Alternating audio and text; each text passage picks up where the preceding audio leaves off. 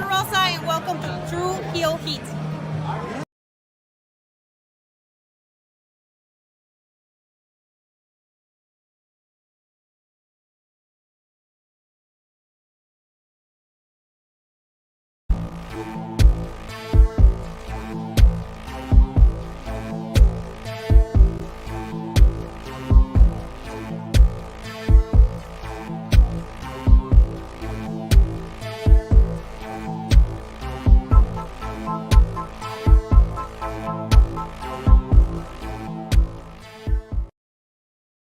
It's Saturday morning, and you know what that means. It's time for some True Heel Heat.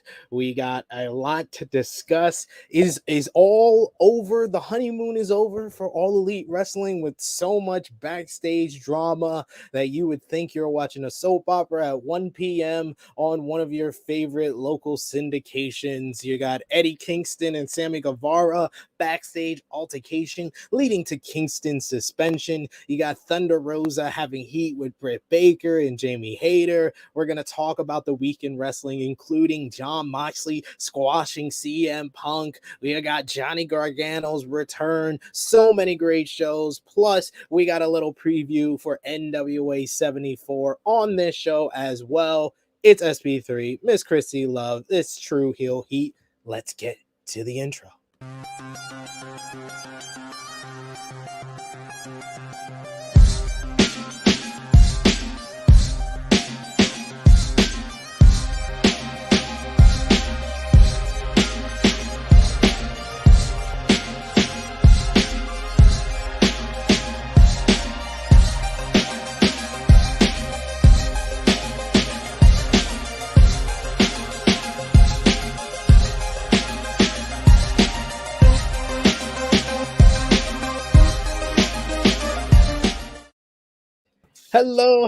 Hello. It is me, the new media forbidden door, SP3. We are live on the True Heel Heat YouTube and Twitter for True Heel Heat 190 All Elite Drama, discussing the latest wrestling news, including more backstage drama in AEW with Eddie Kingston and Sammy Guevara having a backstage altercation leading to Eddie's suspension. Thunder Rosa basically is injured and also has a great deal of heat with Britt Baker, Jamie Hayter, and maybe more. We got a recap of the week in wrestling with AEW Dynamite featuring Jon Moxley destroying CM Punk to become the undisputed AEW World Champion. You had Rampage, WWE SmackDown last night, NXT 2.0 with some more NXT UK integration. You had Raw featuring the return of Johnny Gargano.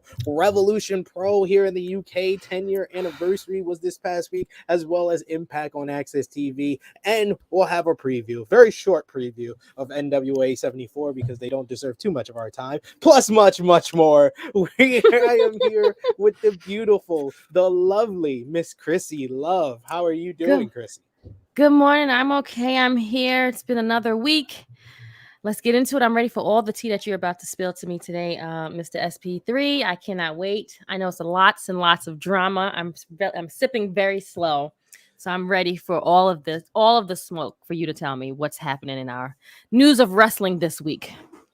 Absolutely, and I have a whole bunch of Thomas the Train paraphernalia around me, Miss Krssi Luv. Oh my God! I didn't get to tell you. I told our producer before we went live. My daughter, my kids, and my missus this morning, they went to Thomas the Train.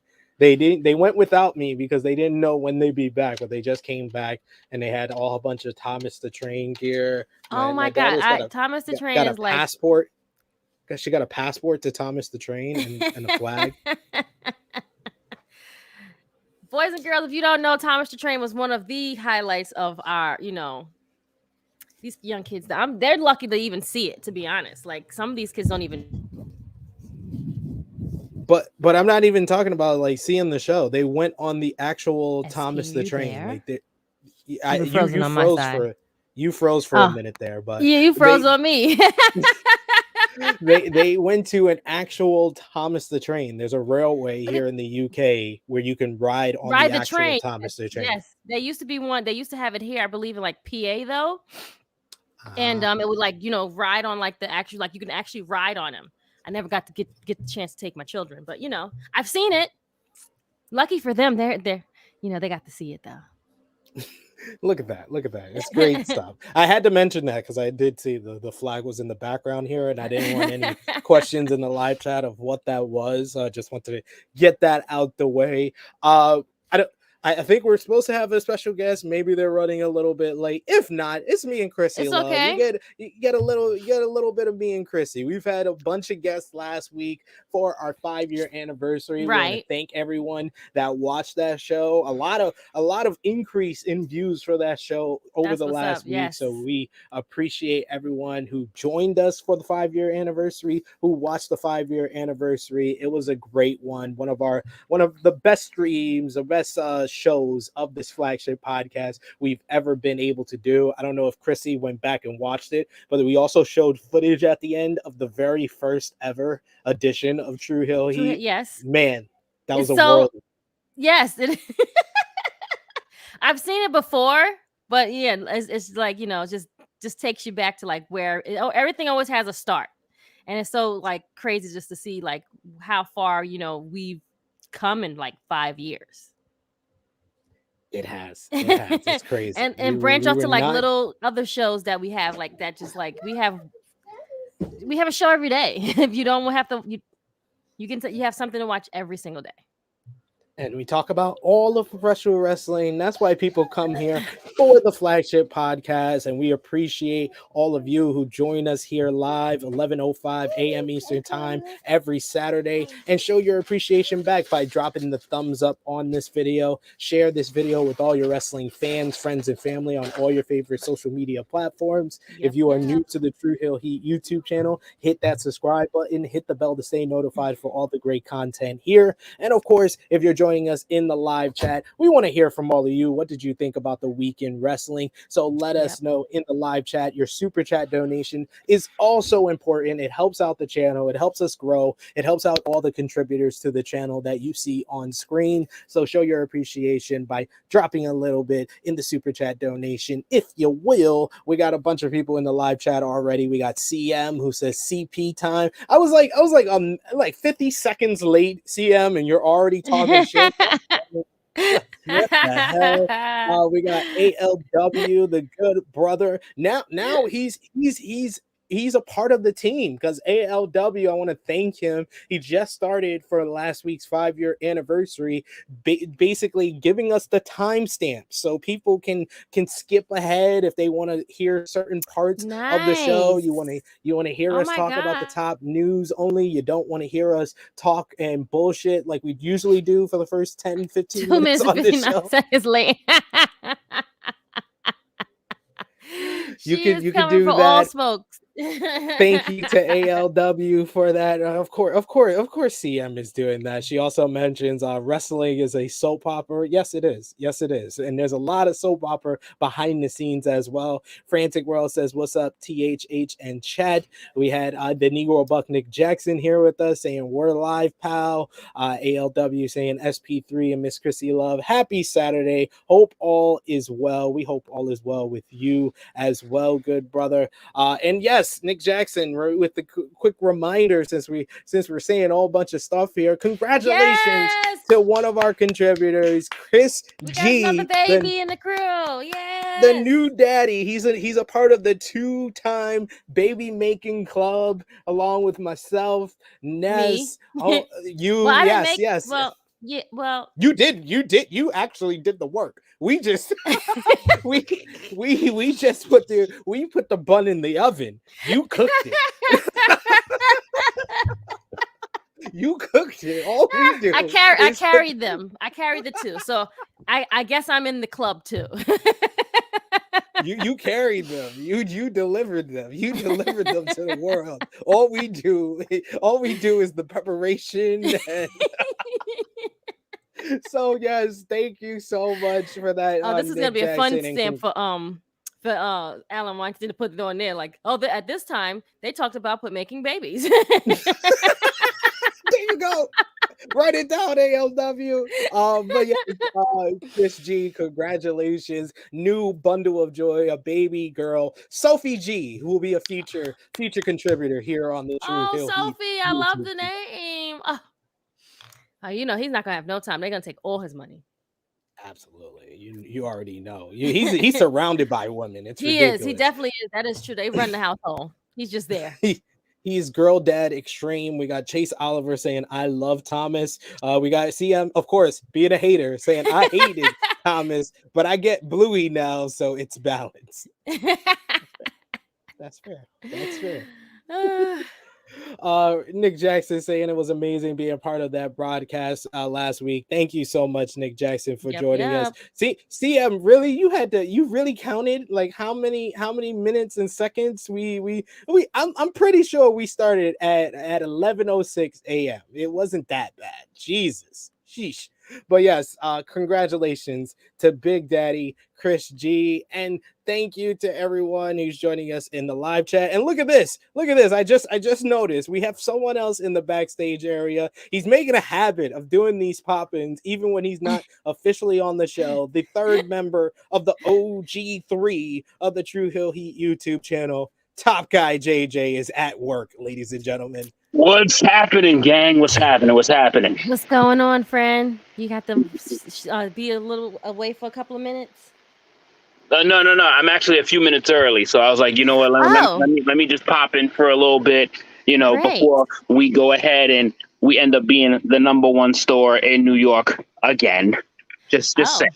Again, throwing that out there. But yeah, what's going on, y'all? How y'all doing? We are chilling. We're doing well. Here, We're doing well. We were sending our congrats to Big Daddy Chris G and the newest member of baby Sophie. That was beautiful to see. Beautiful to see yesterday at like 4 a.m.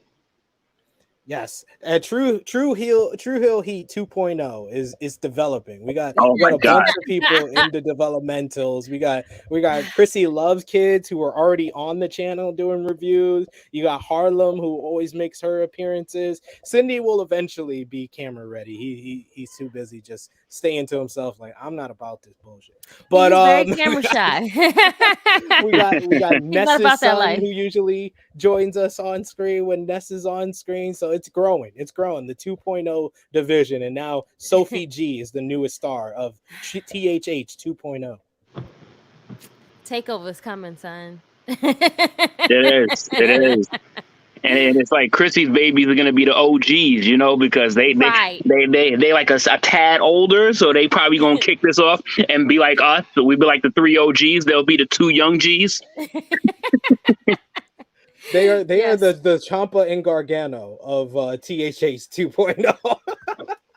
Who's turning on who? You tell us, Krssi Luv. Who would be the one to turn on the other? The younger one, Bryson. Of course, for sure. Of course, he's gonna be got heel written all over him. Yeah, definitely, for sure. Yes, we gotta shout out a bunch of people who support us on social media, the True Hill Heat YouTube channel and patreon.com/True Hill Heat, our True Hill Trinity, our top 3 conversation starters on the True Hills group page on Facebook. We got Reno Red, Stewie Palmer, and of course, #1, the Negro Buck, Nick Jackson. Our Patreon backers is Nick Jackson, Vala B, Alan Weinstein, Alex McCarthy, Professor Chris, who joined us last week. Thank you for joining us last week, good sir. Austin K, Slam and Sammy Joe, You My Boy Blue, Yachty, Robert, Steve, Antoine, 5th Generation Carney, Beep Boop, DJ Eric, who also joined us last week, Ladarius Brown, John, aka Russell Scopes, Dan Snide, Kobe, Toy Morgan, John Paul, and Blue Eyes. Thank you to all our Patreon backers. You guys are the lifeblood of us, supporting us each and every month over on patreon.com/True Hill Heat. I don't know how much time Top Guy JJ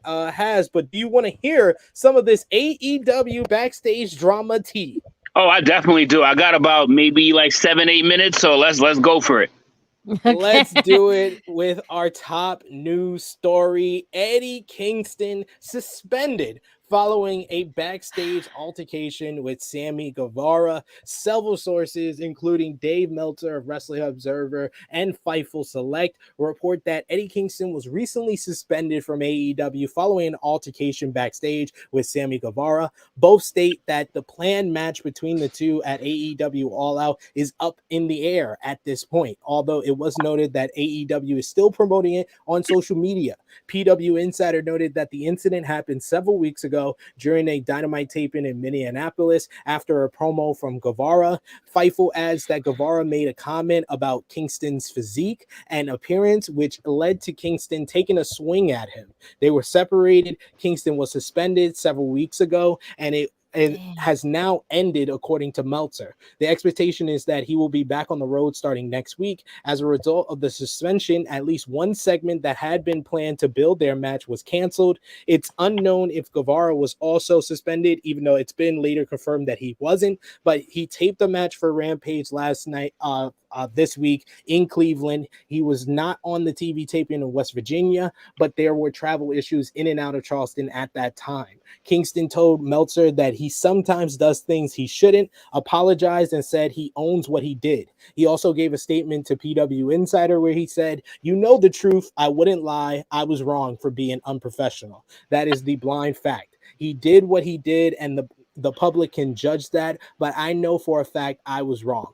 Fightful Select has more details about what went down between Kingston and Guevara. According to their report, Kingston was mad that Guevara hadn't talked with him or cleared the content of a promo that was eventually edited off a show. The two hadn't talked since Blood and Guts, which had a spot where Kingston threw Guevara off a cage. There were reportedly pretty clear parameters set for Guevara feuds in which wrestlers cannot mention his ex-fiance, but that hasn't come up or been pitched. However, in the promo that was taken off of Rampage, Guevara called Kingston a fat piece of shit.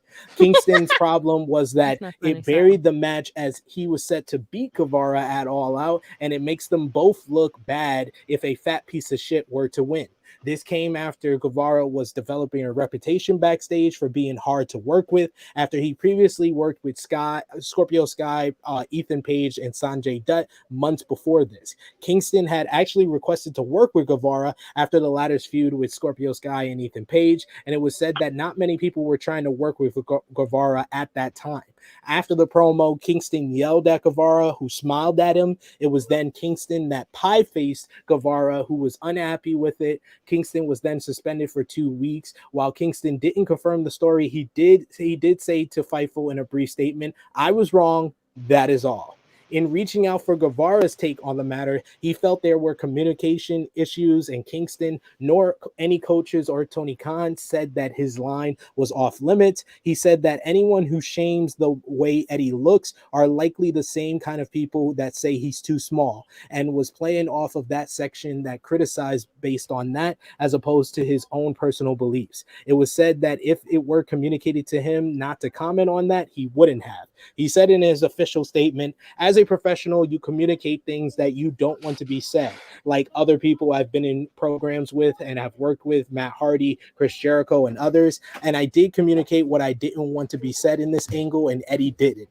Eddie did not do the same, and Eddie did not mention to me or the coaches or TK or anyone in AEW what he didn't want said. So after ties in my match with Sky Blue and Dante, I cut a promo on Eddie insulting Eddie and the fans as a heel, which I know the thing everyone loves to do is hate me and Ty. So I'm the perfect person to play this asshole character for Eddie to ultimately beat at All Out. I see what people say online about Eddie and his appearance, which anyone who legitimately shames Eddie for how he looks can go to hell. It's the same people who shame me for being too small. So Sammy Guevara, the character, I could be the physical person playing that person that Eddie can shut up at All Out. But Eddie did not do the professional thing and communicate to me, which if he did, I never would have said it, because the last thing I want to do is hurt someone for real."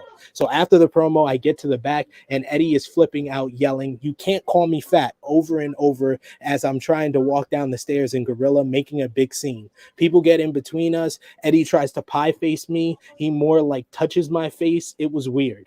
And everyone backs everyone up. It was unfortunate because this promo was on a tape show and easily could have been edited edited, which they ended up doing anyways. I know this isn't Eddie's first time being aggressive and getting out of control backstage. I know he had to do some kind of anger management after this whole thing. This whole thing was very unnecessary, but it is what it is. Live and learn. I guess on to the next we go. Eddie Kingston has been active on Twitter in the wake of the recent news, and he posted a tweet saying, "Last thing I will say about my suspension, I was wrong. In the wrong for touching another man's face. Let it go." One of the alleged issues with the comment was that it buried the match and him, which he seemed to reference in an earlier tweet saying, "Never totally bury your opponent. This is one of the first lessons about promos that Chris Jericho learned according to his book, A Lion's Tale Around the World in Spandex." And then finally, turns his attention to Glenn Gilberti, aka Disco Inferno, who took the side of those who body shame people, saying wrestlers and fans need to pull a full stop on this fat shaming bullshit. The wrestlers being fat shamed need to be put in the effort to go to the gym and diet, and instead of playing victim, do the fucking work and stop embarrassing this industry. Which Kingston replied, "You never did the work, and the boys kept you around to laugh at you. I remember hearing the story where Big Show farted in your face. You ain't a man. Not going to lie, I still enjoy watching Disco on @WrestlingBios, reliving the war every Thursday as I eat at Five Guys and ice cream." And per Dave Meltzer of the Wrestling Observer newsletter, the Eddie Kingston versus Sammy Guevara match is no longer planned for All Out at this moment. I know you gotta go soon, Top Guy JJ. So what's your thoughts on this whole ordeal concerning Eddie Kingston and Sammy Guevara? Well, I'm gonna let y'all go ahead and rip Disco because I'm not even gonna get into that because I ain't got time for that bullshit. At the end of the day, I think you gotta see one. You got to check everybody's mental statuses. Like, how is Eddie Kingston, like, mentally? Like, does he have any, like, disorders that we are unaware of? Because to kind of be in that business, obviously, you go through shit as you've been in the game. But what he did and how he reacted was completely wrong. I think, to me, like, what he did was, like, just, listen, they have this chemistry. They've been around for, 3 years now? They've been around for so long and they know they're going to get into something. Just fucking talk to each other. Just say, hey, these are my trigger points. Please don't say that. These are my trigger points. I don't handle that well. Just just avoid saying this. And he didn't do that. So it's like he went into the assumption, believing that Sammy would just know. And it's like, no, we don't have, we've never had a one-on-one angle before, ever. So put me on, put me on, let me know, be the professional. That's literally like, if I'm going out there right now and I'm telling my people what I don't like and what I love, and I'm just observing and I'm just making sure that I see it, that's stupid. So you're going to be in a place where you're making a ton of money. You got to act like you're in a place where you're making a ton of money. Like you gotta be the part, you gotta play the part, you gotta be responsible. And then when you don't say something that bothers you, that's your fault. That's your fault. So Sammy is just doing his job. Like he's 100% right in this. And we have slammed Sammy before. To me, he is 1,000% right here because he knows he's in tune with what people are viewing and how they perceive them right now. So he's being that guy.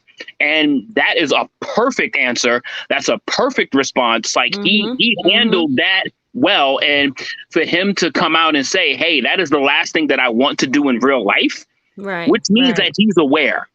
Eddie Kingston wasn't. So that's on Eddie. That's on Eddie. And just to say, hey, I was wrong, just get over it. No, fucker. Like, you got to have some accountability now. You're a star. Like, you have to have accountability like you're a big star. And you are not acting like you are taking that accountability seriously. So it's like, yo, if your match gets scrapped, that's actually good for you. Because it's not as bad for Sammy. Because Sammy should just get on the show somehow.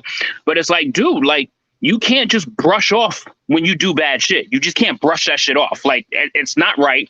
Because say if that was fucking John Moxley or CM Punk or Kenny Omega that did something like that, that story would be even bigger and how much unprofessional they would be for having that type of action because they're leaders of the business. Eddie Kingston, you're not young in the game no more. You should be one of the leaders in the business. So act better.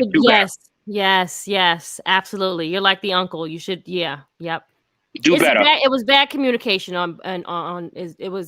he should just say, yo, I didn't like that. That's all. Like it wouldn't have to be a big ordeal. You didn't have to be suspended. Like it just should have been something that, and like SP, it is like a soap opera. Like, why did you have to make this such a big like thing? Like all you had to do, and I'm sure you guys talked before you guys wrestled. So why didn't this have a discussion? Everyone goes through the rundown of how these things happen. So I'm confused on like where did we lose communication at? You know what I'm saying? Like, unless Eddie just thinks that he's just like the uncle and everyone has to then listen to the, the uncle, that's, what it is. You understand what I'm saying? Like, because not all the time everyone is right. And unfortunately, you have to like take responsibilities for what you did. So yes, the suspension should be, you should have gotten suspended because what you did was not called for.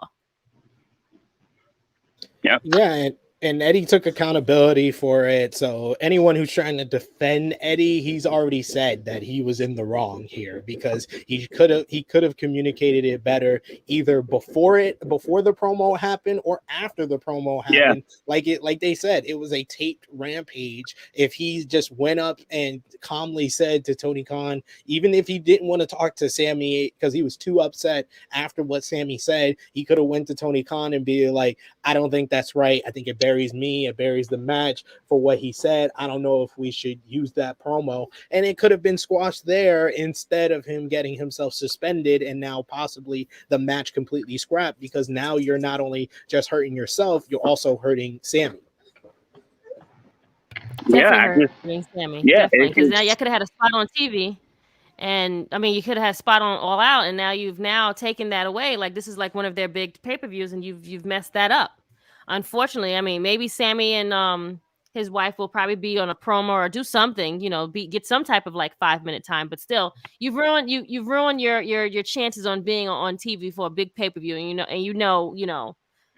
just like JJ said, what if it was like the other guys that were unprofessional? You know what I'm saying? Like that would have been like a big ordeal. They would just was like, oh my, they would have been talking about it more. But since it's like you guys is on not talked as much, but still, nevertheless, is newsworthy for people to talk about.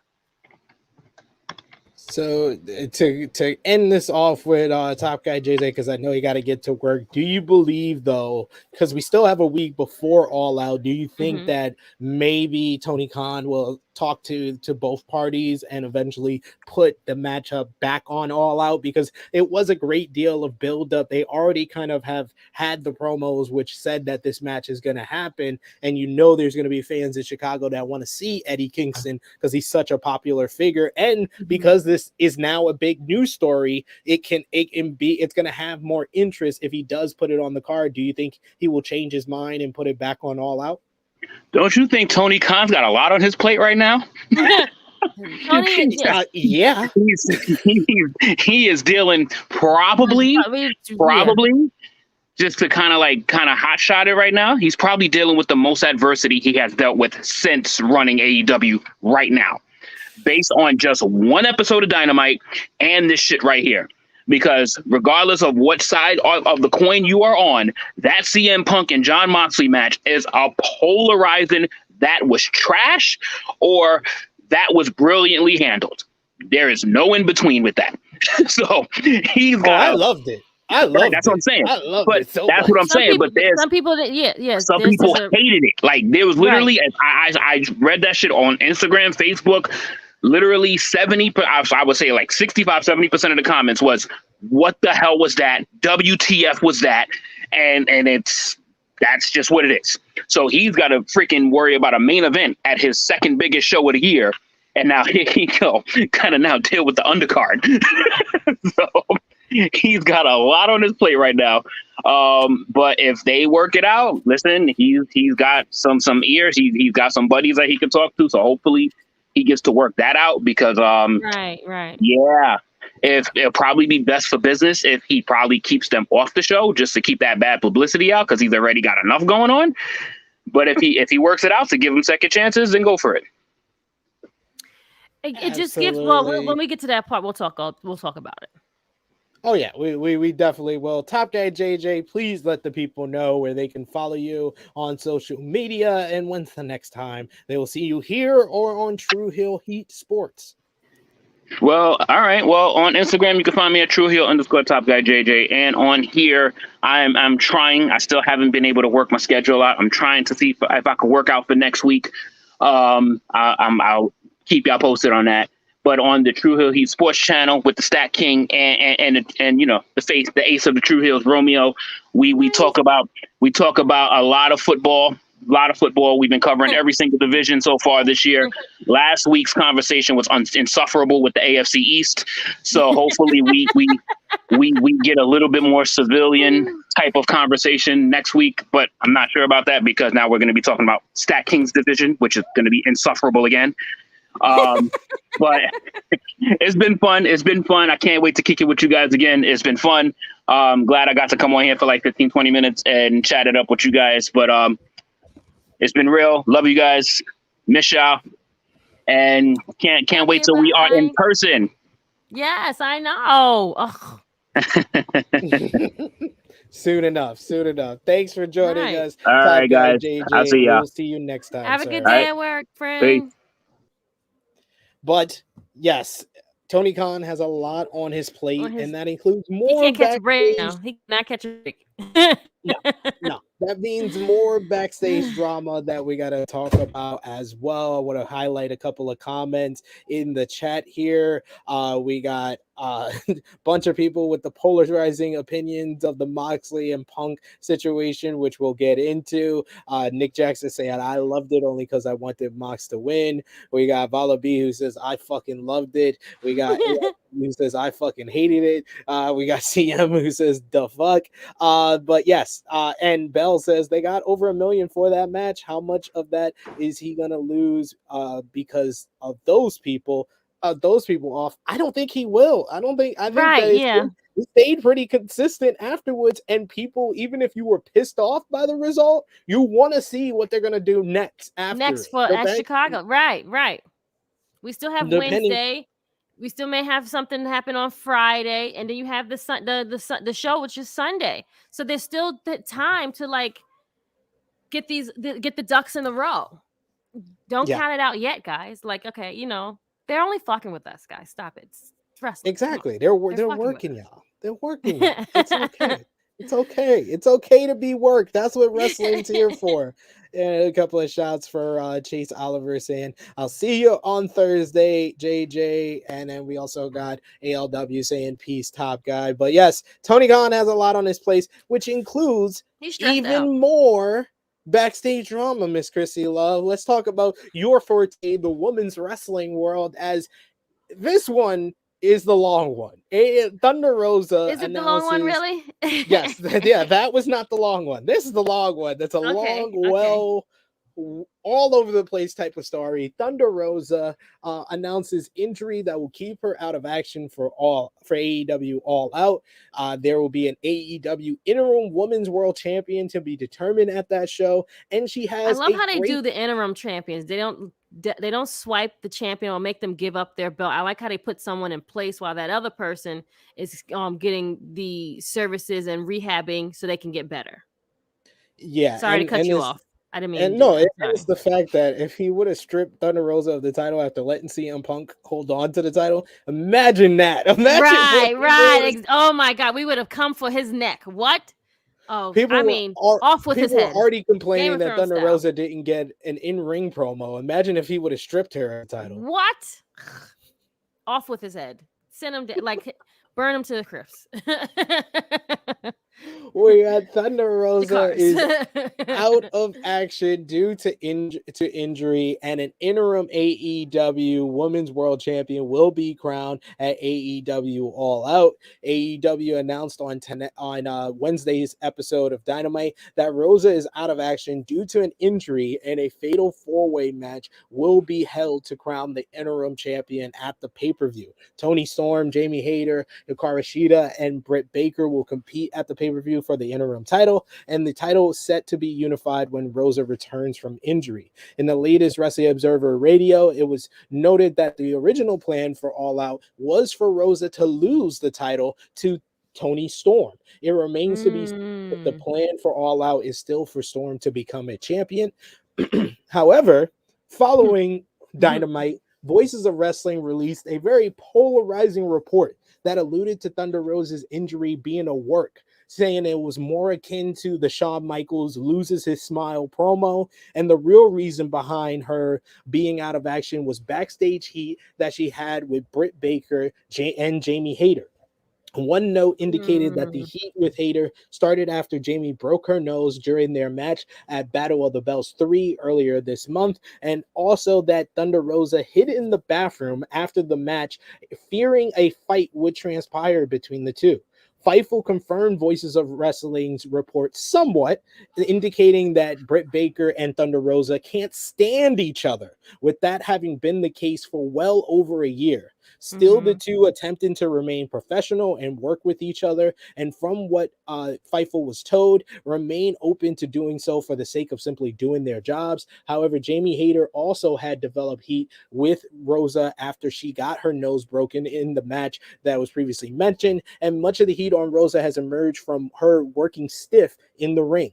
Word emerged shortly before Dynamite that Rosa was injured and wouldn't be competing at All Out. Fightful Select had gained word the original plan and confirmed what Meltzer said was for Toni Storm to emerge victorious and win the AEW Women's World title. And now the interim championship will be decided, and they haven't learned of the creative plan set for the title since.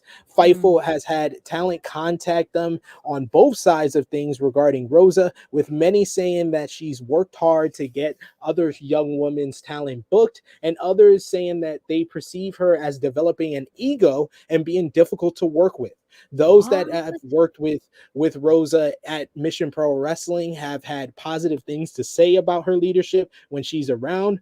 Fightful had been unable to confirm their reports that Thunder Rosa hid in a bathroom after the Jamie Hayter spot. Rosa is said to have been injured, and the actual injury is unknown, but speculated to be related to bulging discs. PW Insider later confirmed that, saying that it is a disc issue, but the extent of the injury isn't known as of yet. To further expand on the Hayter Rosa part of this, David Bixenspan of FightBite.com reported two different sources in AEW confirmed the substance of the whole thing with her hiding in the bathroom. Hiding in the bathroom may have been a figure of speech, but both sources confirmed that Rosa was nowhere to be found after the match, with one noting that the champion sprinted from the ring. The same source, however, added that when Rosa eventually emerged, she was explicitly told about the injury and did try to apologize, only to lock herself in the bathroom subsequently after, which may have led to the two stories being conflicted. Whether or not Rosa's perceived bad habits are intentional or not, it is an issue that they've heard both sides of, even from her detractors. One AEW opponent said that the champion is simply badly trained and never improved her fundamentals, but also felt that some incidents could not have been accidental. One source who worked in a behind-the-scenes capacity with Rosa and Lucha Underground early in her career disagreed with the assessment about Rosa's training and skills, though, saying that nobody can say she doesn't have fundamentals. The same AEW opponent, though, also felt there was a pattern where when Rosa messes up a spot and the match goes south, it's usually in a way that undermines her opponent. In particular, she felt that Rosa had an hesitance to bump and or feed for her opponent's offense. When it comes to Thunder Rosa's reputation for regularly hurting opponents with her strikes, which one source noted went back to at least as far as her ROH stint that ended in 2019, there's a similar lack of consensus. Two different women who have wrestled Rosa in AEW took issue with her low drop kick to a seated opponent, which is theoretically supposed to be fairly standard kick to the chest. Both used very similar verbiage to describe taking the kick, to the effect that they were worried that Rosa had broken my face. A third AEW opponent who spoke only having positive interactions with Rosa defended the spot, saying that it's a stiff move. Some shit is is just stiff. The two women who told David about being hurt by the low drop kick only took issue with the Fightful Select report that cited Rosa working stiff as being a source of heat, feeling that there was a clear distinction between taking shots in and hurting your opponent / dance partner with them. She'll just beat the fuck out of people, said one of the aforementioned opponents. Her strikes are killing you.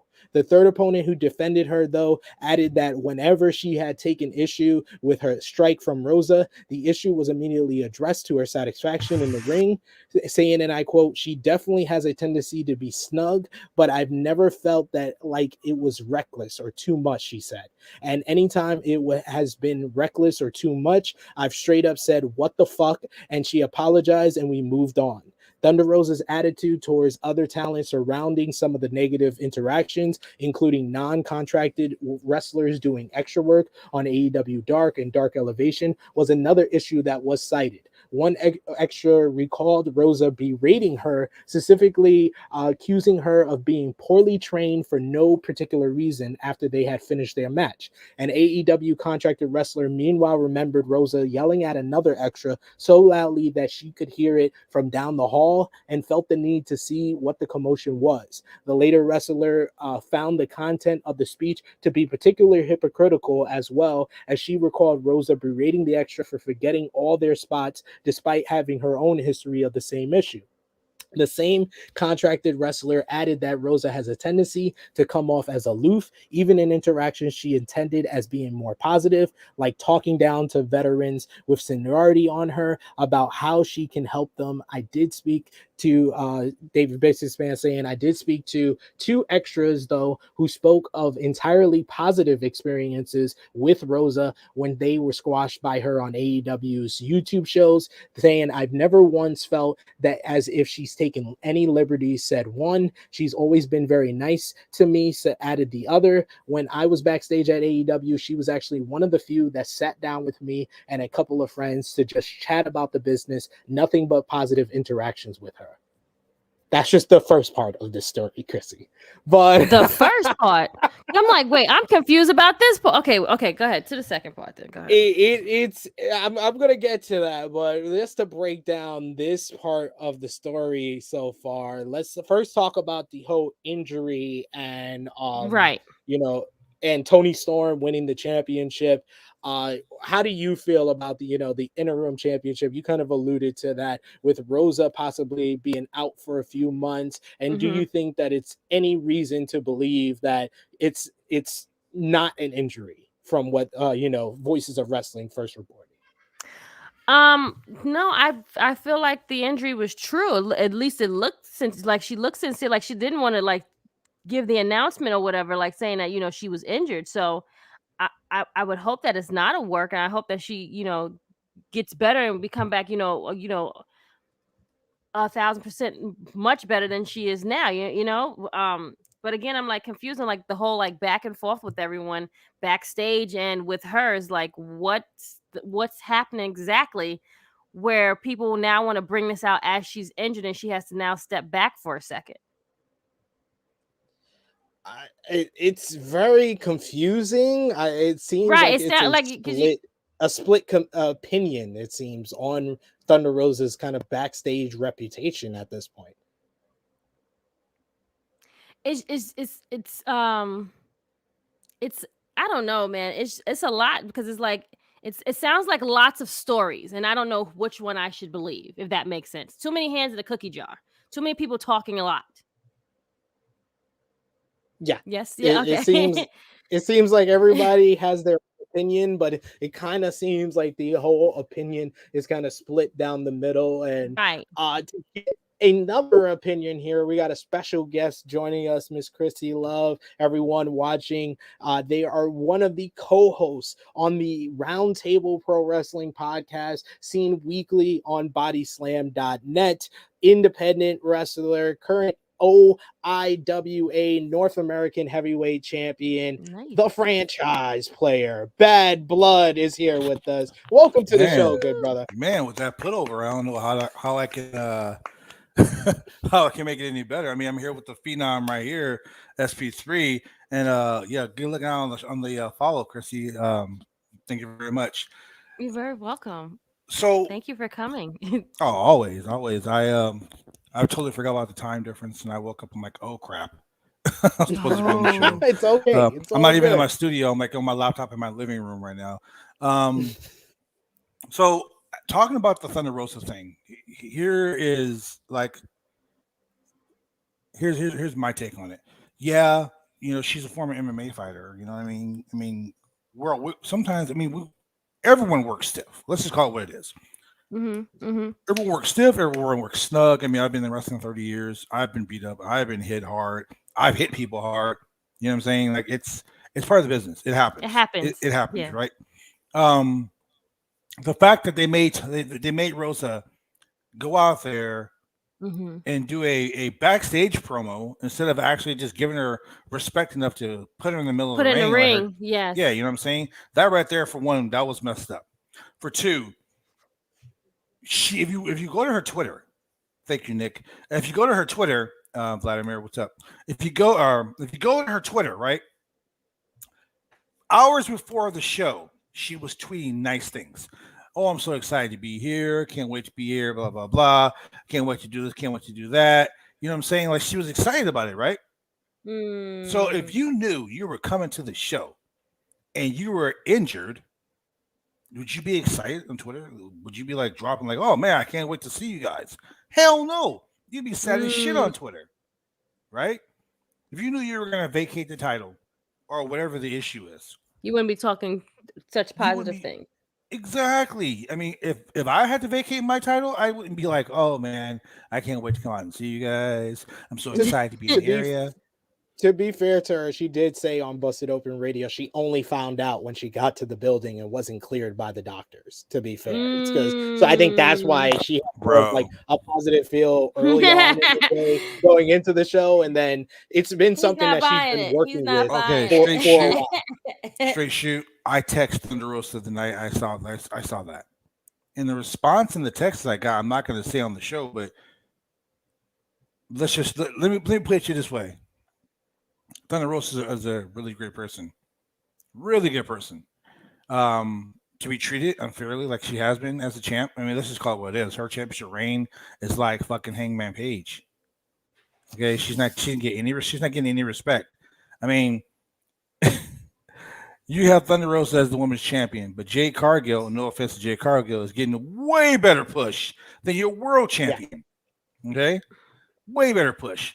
Then you got Britt Baker coming on national TV slandering you. Yeah, that I didn't like that part. But come on, man. Tony Khan, I love AEW. Okay, as a professional wrestler, I love AEW. I have family that works at AEW. I'm not gonna smash on the company, and I do this every Monday, Wednesday, Friday night on my podcast. People say, "Oh, you're a shill. You love AEW. You don't love WWE." Well, you know what? WWE's been kicking a lot of ass this week, so shout out to Triple H for that. But I'm also the guy that tells it straight up. I don't give a shit about catching any heat for it because, hey, I'm not here for the company. I'm here for the fans, just like you guys are. I think that Tony Khan has screwed up a lot over the last 3 months. Parker Boudreaux. You gave that motherfucker an All Elite graphic. Parker Boudreaux. The dude can't even run the damn ropes. He's horrible in the ring, but you gave that guy an All Elite graphic. But then you got Willow Nightingale, who still hasn't gotten one. True. You know what I'm saying? Like, come on, let's shoot real with it. Like, so you're treating certain people certain ways, and a lot of guys. There's a lot of heat backstage. Like, AEW is not the promised land it was 6 months ago.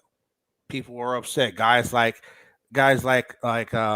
Marco Stunt are now on Twitter bashing the company.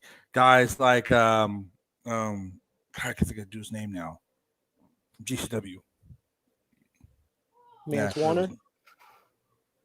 Yeah, exactly.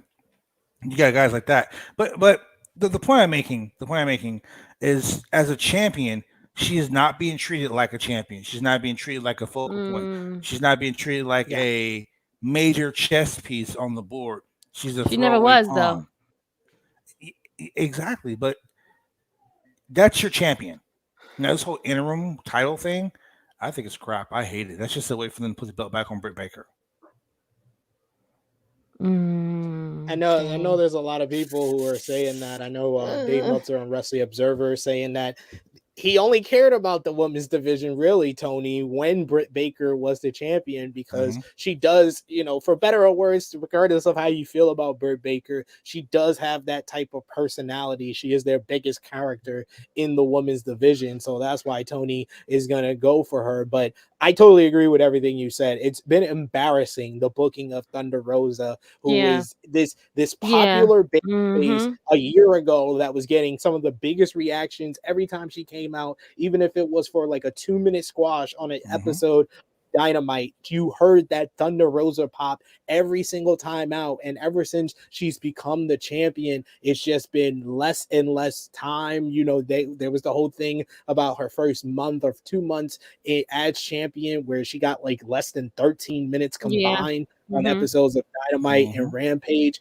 It's really bad. And Jimmy says it all the time on AE Ramble. He was like, it was great. It was great for Tony when he was going against Vince because he looked like the better option. But now that Triple H is in power, his faults and his weaknesses as a booker in this women's division stand out more, because when you see on the opposite end of what Triple H is doing with the women's division, it just seems much better for them. And it's going to become a bigger thing, his treatment of the women's division, when it's time for a lot of these big names in the women's division to re-sign or sign somewhere else. They're going to look at WWE as the better option because they treat the women's division so much better there. Man, who would have thought we'd be saying this like 5 weeks ago? Who would have thought this? You know what I'm saying? The wrestling world is so crazy. Oh man. But yeah, Britt is money. Don't get me wrong. Britt is money. Like I said, Britt may be the Charlotte Flair of AEW right now. Yeah, okay, and in a sense, Charlotte's great too. It's in the way you promote someone. You can take a bag of shit and make it, the bag of gold by the end of the night if you promote it right. If you do it right, yes. Yeah. If you push it right, I can make this Sprite can the next world champion. It's just, you just gotta be smart about it. And Tony isn't being smart about it. He's like he's got so many new toys. Where it's like, oh man, I remember I used to love my Xbox One. Now I have a PS5, and I have so many games on this PS5 that I don't need the Xbox One anymore. Then the PS5 breaks, and he's like, great, I wish I had the Xbox One now. He is legitimately Andy in Toy Story 1, and he keeps getting new Buzz Lightyears every single week. So Woody, Rex, Slinky, they go down and down the chart every single time. Yep, all of them. Yep. That happens. Krssi, I do want to ask you, what's your thoughts on this kind of reported heat between Thunder Rosa and Britt Baker, not being able to stand each other? They hate each other, but they are still able that they want to work. They are down to work with each other because they're still professionals. And now we got the whole heat between Jamie Hayter and Thunder Rosa for a spot. I'll be honest here. I don't understand why people are mad at Thunder Rosa for Jamie Hayter getting her nose broken. If you look at the spot where she got her nose broken, it was on a move that Jamie did to Thunder Rosa, and her knee just fell on her. It was an accident. But I think it's because of the overarching, she works too stiff, or she the strikes are too stiff for certain opponents of her, why this reported heat is there. But what's your thoughts on it, Krssi? It's also that, because she's with Britt as well. That's why people are like so annoyed and mad as well. If she was by herself, then they probably wouldn't be so mad at her. But it was an accident. Accidents happen. Wrestlers get injured, unfortunately, all the time. Sad to say, but they try not to. But they're only giving her heat because of who she's associated with, who she's with when she comes out to the ring. You know what I'm saying? That's what it is. The chemistry, two people that can't stand each other do work better because you can give more better wrestling matches. I feel like when you can't stand each other's guts, you feel like you're really fighting them. You want to kick the shit out of them. So that also works out. That also works better too. So Yeah, it's just unfortunate. I don't agree with what Britt said when she went out there, and the fact that she was able to do that in the ring and they didn't let Thunder Rosa do her stuff in the ring is really unfortunate as well. You see the two. You can see why people are always siding with one of the other, because of the other one is always getting the upper hand, if that makes sense. She's always done everything in the ring, when you have the other one either is on the ramp or she's backstage or they're like trying to like shelter her. And unfortunately her run has not been that good. And I love Thunder Rosa. I was so excited when she won. You know what I'm saying? She brings it every time she does go to the ring. All the time. She's going to give you 110%, regardless, even if it's for 10 minutes. But it's unfortunate, how her booking has been, and it's just like, it has that effect where Tony has to get it right. And I think that you need more women behind you back there to help you guide them to make these bookings better, because Tony, you're gonna try to do everything, but you can't do everything. Unfortunately, you have to still learn this system. Like, you have to still get everything, all your ducks in a row to get this thing right. It's not going to get it right overnight. That's why you need teammates and you need help. That's why you have a village to help guide your company. And you need to listen to those people so that you can't have your hand in everything right away. Until you learn the system of how to do everything correctly, then that's when you can do it. See, that also leads back into the problem that we had with Kenny and the Bucks and Cody and right. the committee that was booking shows. As someone that has ran wrestling companies, ran shows for a long time, I'm going to be honest with you. Running a TV show is hard. I was doing a live weekly TV show, producing, booking, promoting, wrestling, all of this stuff every week. And you have many different egos. It's really hard to like work around all these egos. I would literally go in the locker room and say, hey man, I have 2 children, not 22. Why are you guys acting like kids? And backstage, that's what it is. It's true. It's true. I would be so excited when I get to go travel around the country and wrestle other places, because all I gotta do is show up and wrestle. So like trying to run the show is hard. So I understand Tony, and these were indie guys. I could imagine if it was with all these egos in AEW.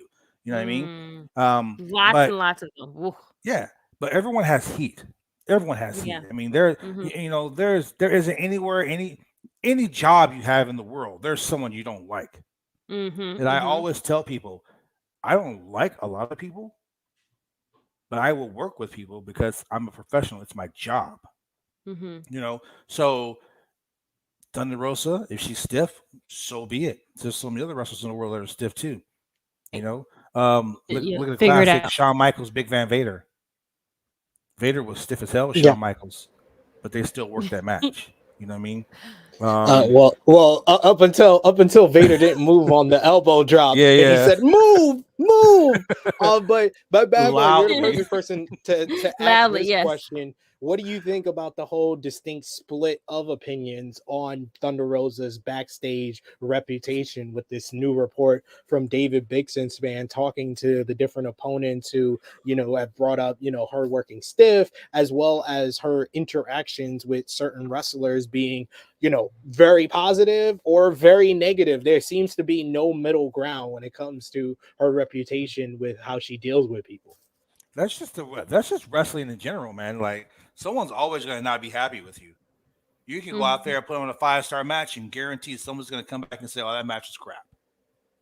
Right? You can always be able to work with certain people and have great matches with certain people, and then you're just going to work with certain people and they're going to be crap. And someone's always going to run their mouth backstage about you. Like, that's I was told this by Yokozuna a long time ago. I was a young wrestler dealing with like a lot of like the negativity, the toxicity in the wrestling world, right? And I really wanted to quit. And he looked at me and he said, "Let me tell you something. Good press or bad press, at least they're talking about you." And I said, "Well, what do you mean?" And years later, it dawned on me, there are haters in this business. People are going to hate you in this business. And what I've discovered is a hater is just a fan in denial. Because think about it. SP3, think about this, man. If I'm literally looking things up, if I'm literally going around asking people horrible things about you just so I can have horrible things to say about you, bro, I just researched you. I'm a fan. like that's technically right. You know what I'm saying? So one side of the locker rooms don't always like you. You can always have your clique, your people, your posse. You got True Hill Heat. You got everybody that works for True Hill Heat. Like that's your clique. Those are your friends. Those are your people. Those are people you're around all the time. They're the ones that are gonna have your back.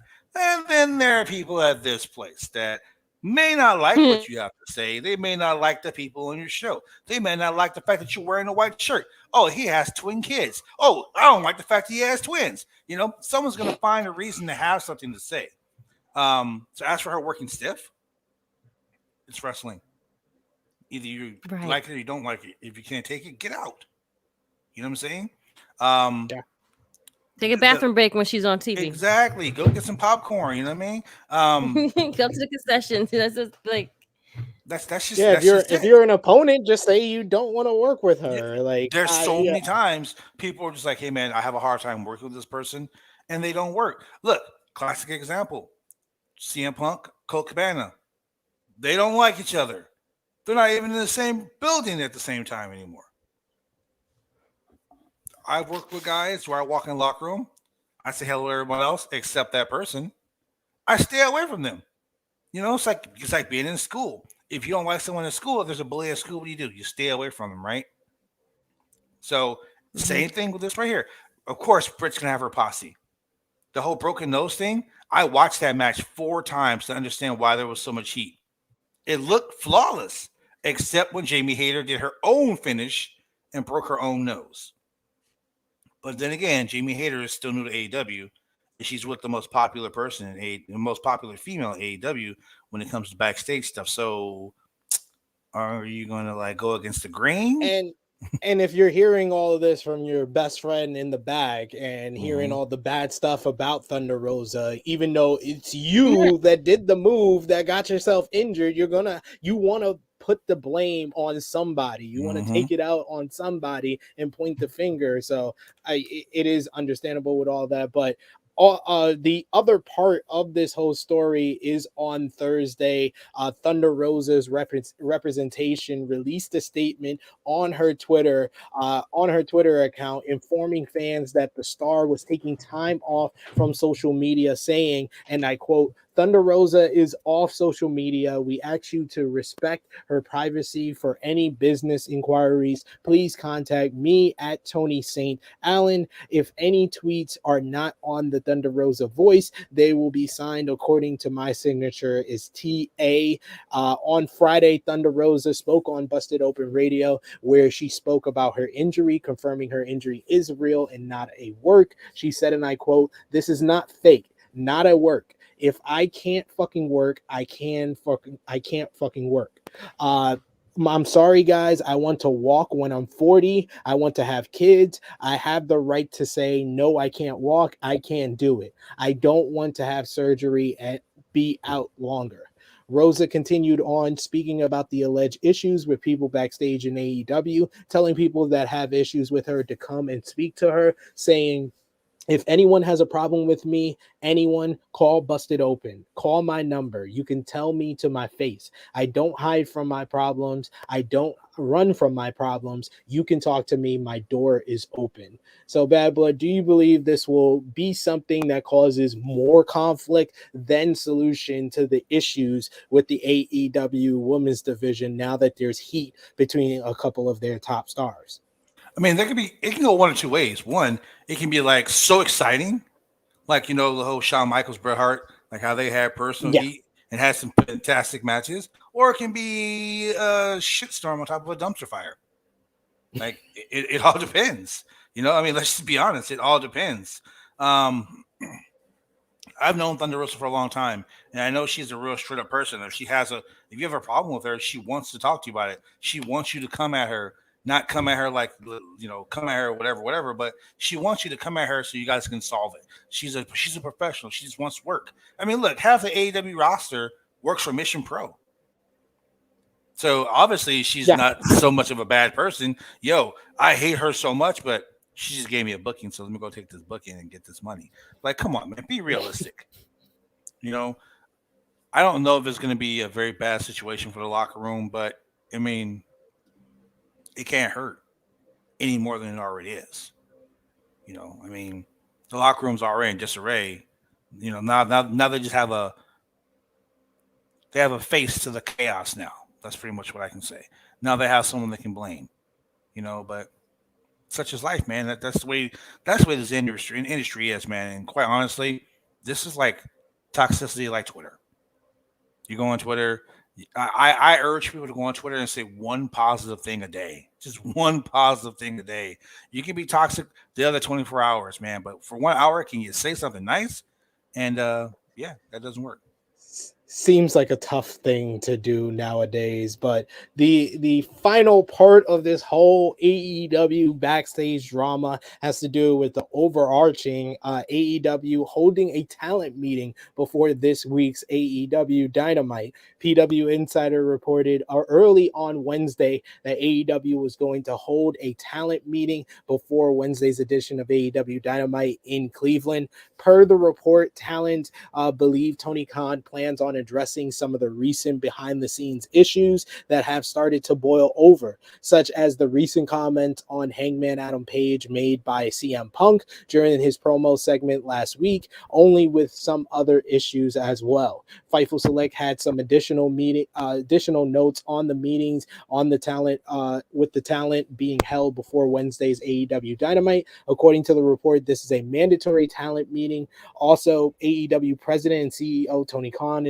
was expected at the meeting, but not many other details were known at that time. Following the meeting, PW Insider reported that Tony Khan was very animated and impassioned during the meeting, while Fightful was told the meeting took place between 3 p.m. and 4 p.m. Eastern, and that Tony Khan was fired up for it. Several topics were tackled, including working as a team, the lines of communication, and who the talent can talk to if they have concerns. The access to Tony Khan was also addressed, as the rumors of miscommunication and lack of access to him had emerged.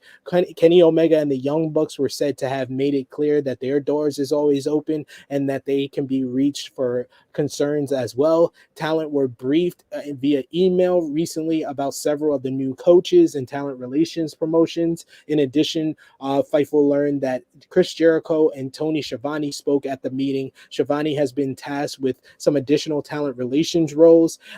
They also heard that the contract tampering was also addressed during the meeting, and it was noted by AEW's chief legal officer that she sent a message and email to WWE, specifically Nick Khan and Stephanie McMahon, about contract tampering allegations. It was unknown who the wrestler was that WWE contacted, although Chris Jericho in a tweet implied it was him. According to Dave Meltzer of the Wrestling Observer Radio, it was actually multiple talents that were contacted, not just one. And PW Insider had further details about the meeting, saying that it started with Tony Khan talking about the new vice presidents in talent relations and development and how things would work with the new system. As previously noted, he was said to be animated when talking about how AEW was created to give fans an alternative after years of domination by WWE. It was also noted that Khan told the roster that Mega Parkey had emailed Nick Khan and Stephanie McMahon to warn them about tampering with their talent. Pat Buck said that the talent needed to respect the coaches and the way things are structured now. Instead of going to Tony Khan with everything, he gave information about how talent can pitch ideas in the future. Tony Schiavone spoke about his time in WCW and his experience to let everyone know why he's in the position he is. He was said to have come off like an uncle who wanted all the kids in his family to succeed. Chris Jericho basically gave a rah-rah speech and his thoughts on how far AEW has come. The Young Bucks, mainly Matt Jackson, said they were available to help anyone who wanted to be helped, and they were easy to find. However, Kenny Omega also spoke and was said to be harsh towards the locker room, which some said was tough love, but others says was heavy-handed. Those in the former category felt he was trying to light a fire under the roster. Mega Parkey then spoke about the legal matters before Khan wrapped it up by talking about the company and what he's done with it so far. Dave Meltzer in the Wrestling Observer newsletter said that many believe that the meeting went well and that not everyone felt good afterwards, though. He also expressed disappointed that the main topic of discussion regarding CM Punk and Hangman Adam Page's backstage drama was not spoken about, even though he didn't think it would be. There were rumors that Colt Cabana was going to be cut from AEW before talent spoke up for him. He was instead moved to Ring of Honor. Either way, he is no longer a part of the Dark Order and has not appeared on AEW television, while Dax Harwood of FTR later called the story a fabrication. And in the latest Wrestling Observer Radio, it was noted that there were some in the company who felt that CM Punk was behind this decision to pull Cabana from the Dark Order. However, that has not been confirmed, and Punk reportedly denied any influence over the decision. Punk and Cabana, of course, have their issues with years after winning a lawsuit filed by then WWE doctor Chris Ammon for comments Punk made on Cabana's podcast. And according to the Wrestling Observer newsletter, one of the things Khan said was that he wasn't going to be a pushover to talent demands moving forward. Overall, it was said that most thought the meeting went well, and it was felt that the meeting was needed after the last few weeks.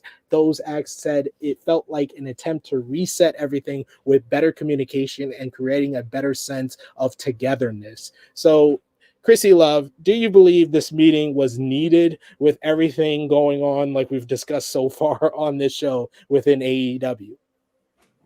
Okay, so go back because I missed a little bit of it. So they had a meeting, like this was before the show? Yeah, they had a talent meeting to basically address some of like the miscommunication and unhappiness within AEW that we've been talking about the last 2 weeks. So, and the question is, do I believe that they needed this meeting? Yeah. It depends if you like pulled most of the people that were having the issues on the side first before you had this overall meeting with everyone else. Because if you pull the people aside that are having the issues first and then want to do like a big open forum for say, hey, people, if you're having an issue, please come to us. Please, like this is an open door policy. Maybe then I would say yes. But if you didn't pull the people aside and say, you know what you're doing is not correct. Let's communicate. Let's do this a little bit better.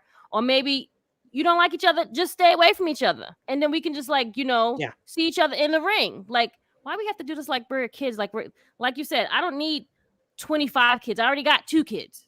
I don't need to treat you like, why are we treating you all like children? Like, you guys are grown adults that act like this is very childish to me. But I do agree, like sometimes you do need staff meetings, and sometimes you need to have an open communication with everyone to let everyone know what's going on and how everyone is feeling so that they can talk about how they can express themselves, because sometimes some people feel like they can't even go to their boss. So this is actually a good part of it. But then also I feel like you need to also speak to the people that are also the ones that are causing the trouble. Get the bad apples out. My only problem with everything that was said, my only problem is this. Tony Khan said he's not going to be a pushover anymore. What the fuck does that mean? Right. Are you saying that for the last 2 years you've been a pushover? You've been letting people run roughshod over you? Because that right there, to me, as an employee, dude, that's a huge red flag. That's a huge. I mean, it's like my kids. Me and my ex-wife, we know our kids play us against each other. Like my daughter will say something, my son will say something, and I've learned this in my many years of just life in general. There's your side, there's my side, and then there's the truth. Yep. You know what I'm saying? So by Tony saying I'm not going to be a pushover anymore, all the rumors we've heard now are true. Everyone comes to AEW and they push Tony Khan over. Tony Khan's just a huge money mark. That right there just showed, yes, you have no idea what you're doing. You can run a football team, you can run a soccer team, but you just made yourself look even worse than Eric Bischoff. Like, that's pretty bad. Bischoff. That's pretty bad right there. You know what I mean? Like, you shouldn't have said that. Now, the fact that you're standing up for yourself now, the structure, everyone needs structure. And apparently AEW didn't have that structure. I like the fact that people can come and walk in Tony Khan's office and not sit outside their office all day at a 12-hour event and wait for 2 minutes of his time. That's cool that anybody can come talk to Tony Khan. That's great. But like I used to always say, when I was running my shows, dude, I'm so busy on Sundays. Don't talk to me. If you want to talk to me about Monday, the next week's show, talk to me on Tuesday. Don't talk to me today. So I understand being busy running a live TV show. It's hard. It is really hard. But when you make yourself accessible to people, and now you're taking that away, that's going to cause more strife in the locker room. That's why when you said people left there unhappy, yeah, now they're unhappy because now they got to go through Pat Buck. Now they got to go through Matt and Nick. Now they got to go through Kenny. Now they got to go through Tony Schiavone. Now they got to go through Jericho. What happens if Jericho doesn't like you and doesn't want to talk to you? And he tells Tony Schiavone, don't worry about that. And then Tony tells Pat Buck, yeah, Jericho said not to worry about that. Now we go back to those cliques again.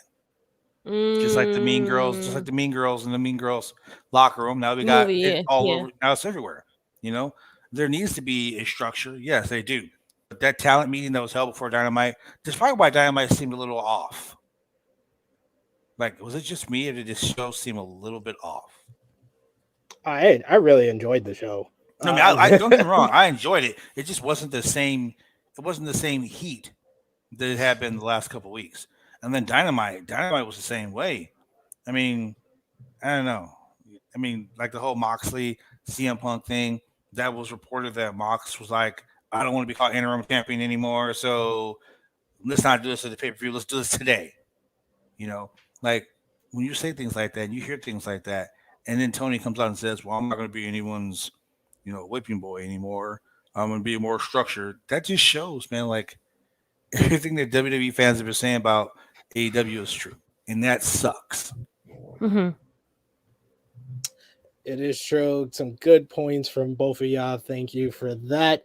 And to kind of wrap this whole AEW Backstage Drama story up, do you guys feel like it's true what a lot of people have been saying online, with Dave Meltzer said in Wrestling Observer? Do you feel the tide has turned and the honeymoon is over for AEW, where WWE is the hot company now, and now AEW is the one dealing with kind of backstage strife of what we used to hear kind of in WWE? What do you think, Krssi?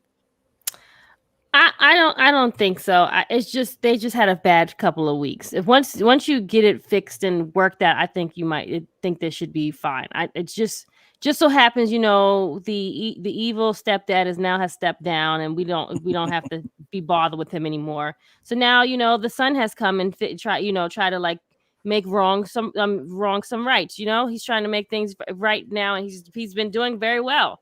So it's just a rough patch. It's like, it's with any kind of company. Just if you get the things sorted out and figure it out, I think they'll be fine. What about you, Bad Blood? Honestly, man, I think that the tide hasn't turned. I think that just like any business, any relationship, any lifestyle change, there are going to be growing pains. There's so much change going on in the wrestling world right now that all the WWE drones, and my co-host likes to say, the E-stands, all those guys are just waiting for AEW to fail. They're waiting. They're like, you're going to fail. You're going to fail. So they're just putting it out there for everyone to think, oh, maybe they are going to fail. Maybe something bad's going to happen. No, dude, just like any business that just starts up. They've been in business, 3 years? Mm-hmm. They've already achieved in 3 years what most companies couldn't achieve in 10. I mean, think about the Forbidden Door pay-per-view. Dude, WWE can never pull that off. AEW pulled it off. They had worked with Impact Wrestling. Dude, let's call it what it is. Impact Wrestling, Ring of Honor, New Japan, the Joshis. Like all of these companies came together to work with AEW to make a better wrestling community. So, no, they're not they're not falling apart. They're not perfect. No company is perfect. Nothing in the world is perfect. If it's perfect, dude, stop doing it, because that's it. Right. They're going to be growing pains. So and I hate to use this phrase, but let it play out. Yeah, that's it. That's a good one. I like that. Let it play out. That was WWE fans say that all the time, but this is one of the instances where it is kind of useful to say that, yeah, let it play out. Because honestly, what I've been hearing, because I work with a couple of different websites and stuff, this is like the most people have been talking about AEW because right, yeah. Drama. Like, it's getting more clicks, it's on people's tongue more, and like look at us for the past month or 2 months before last week's episode. All our top news stories was about WWE, whether it was the Vince McMahon scandal, Triple H taking over, the Sasha and Naomi thing. Like, people say, oh, Triple H coming set the tide, and the tide turned there. No, what Dave Meltzer said in Wrestling Observer Radio newsletter is true. The tide really turned with WWE being talked about more after WrestleMania, because you had Cody coming over. Then a few weeks later, it's the whole Sasha and Naomi story. Then a few weeks after that, it's the Vince McMahon scandal. So WWE started getting their momentum when Vince was still in control, and now it's just it keeps going forward. But all this drama is leading people to talk more about All Elite Wrestling now. So see what they're all about. It is a good time to kind of let it all play out. I can tell you this: the video game coming out, the Fight Forever, all of this drama, all this backstage strife, all this fighting backstage, that's going to make that video game drop pop now. People are going to go buy that game because AEW's in everybody's mouth now.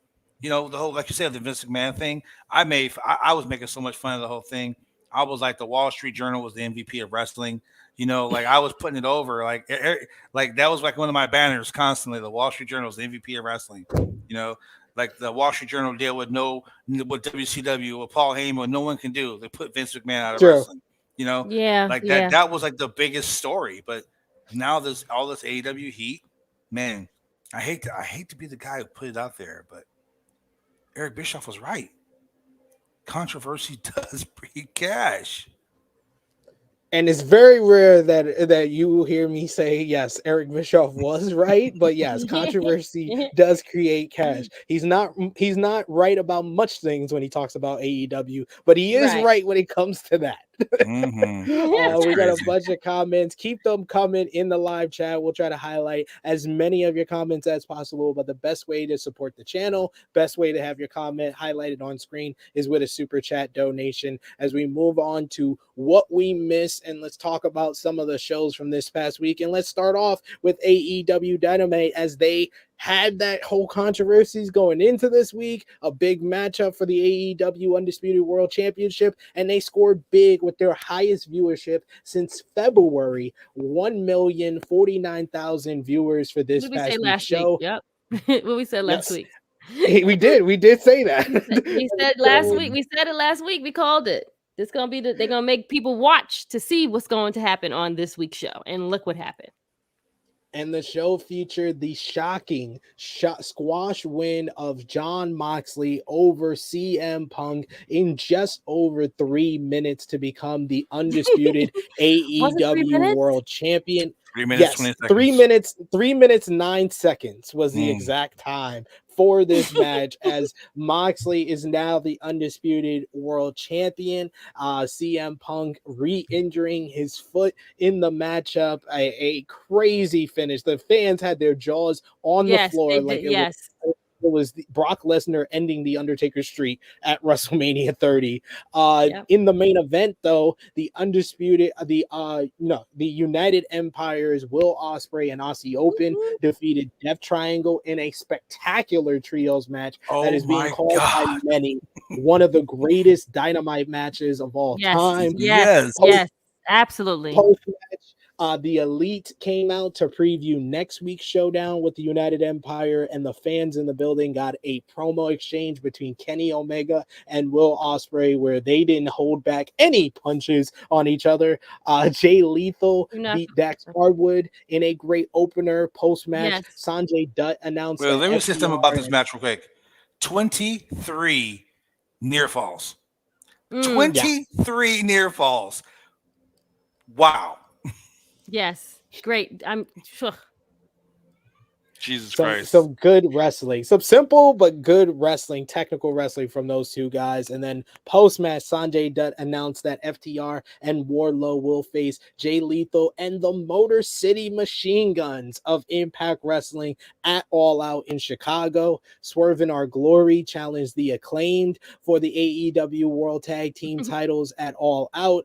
Christian accepted Jungle Boy's All Out challenge, while Ricky Starks made the challenge to Powerhouse Hobbs for All Out as well. In a report by Fightful Select ahead of Dynamite, it was revealed that the idea for the match between Moxley and Punk this week on cable TV instead of the pay-per-view might have originated with Jon Moxley himself. AEW sources informed Fightful that Moxley was in favor of moving the title match to Dynamite over All Out. One source also stated that Moxley presented the idea and pitched himself, and AEW officials went along with it, and CM Punk eventually agreed to it as well. It's unknown if the move for the title match is related to any of the backstage issues that took place last week with CM Punk, as he's been had his displeasure with AEW currently. And then Will Washington of Fightful also said that he heard about an idea a few days before Dynamite to increase ticket sales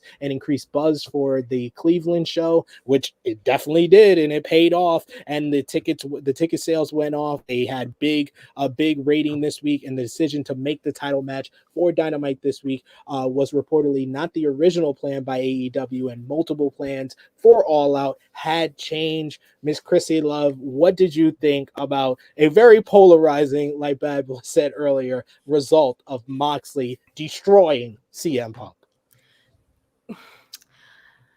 All right, let me tell you what happened for me. I came down, seen them come out. They were in the ring. I turned my back to go find my outfit for work, and the match was over.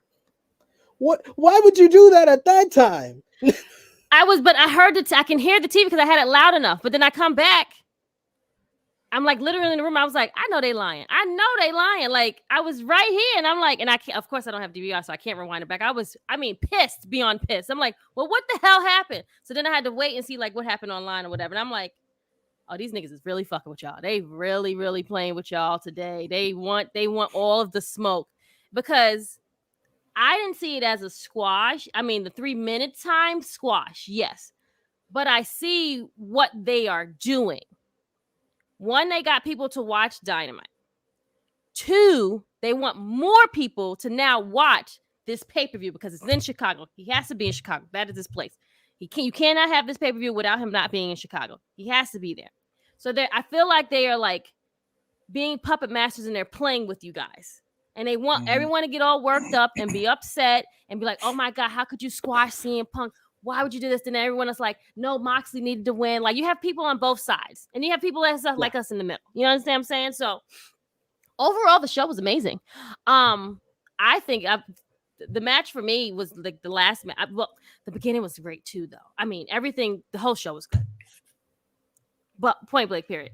Anywho, but they are playing with you. Tony is being a very manipulative person and doing this, and going to have them probably either come out again and say, hey, or maybe Jon Moxley will come out. Who knows?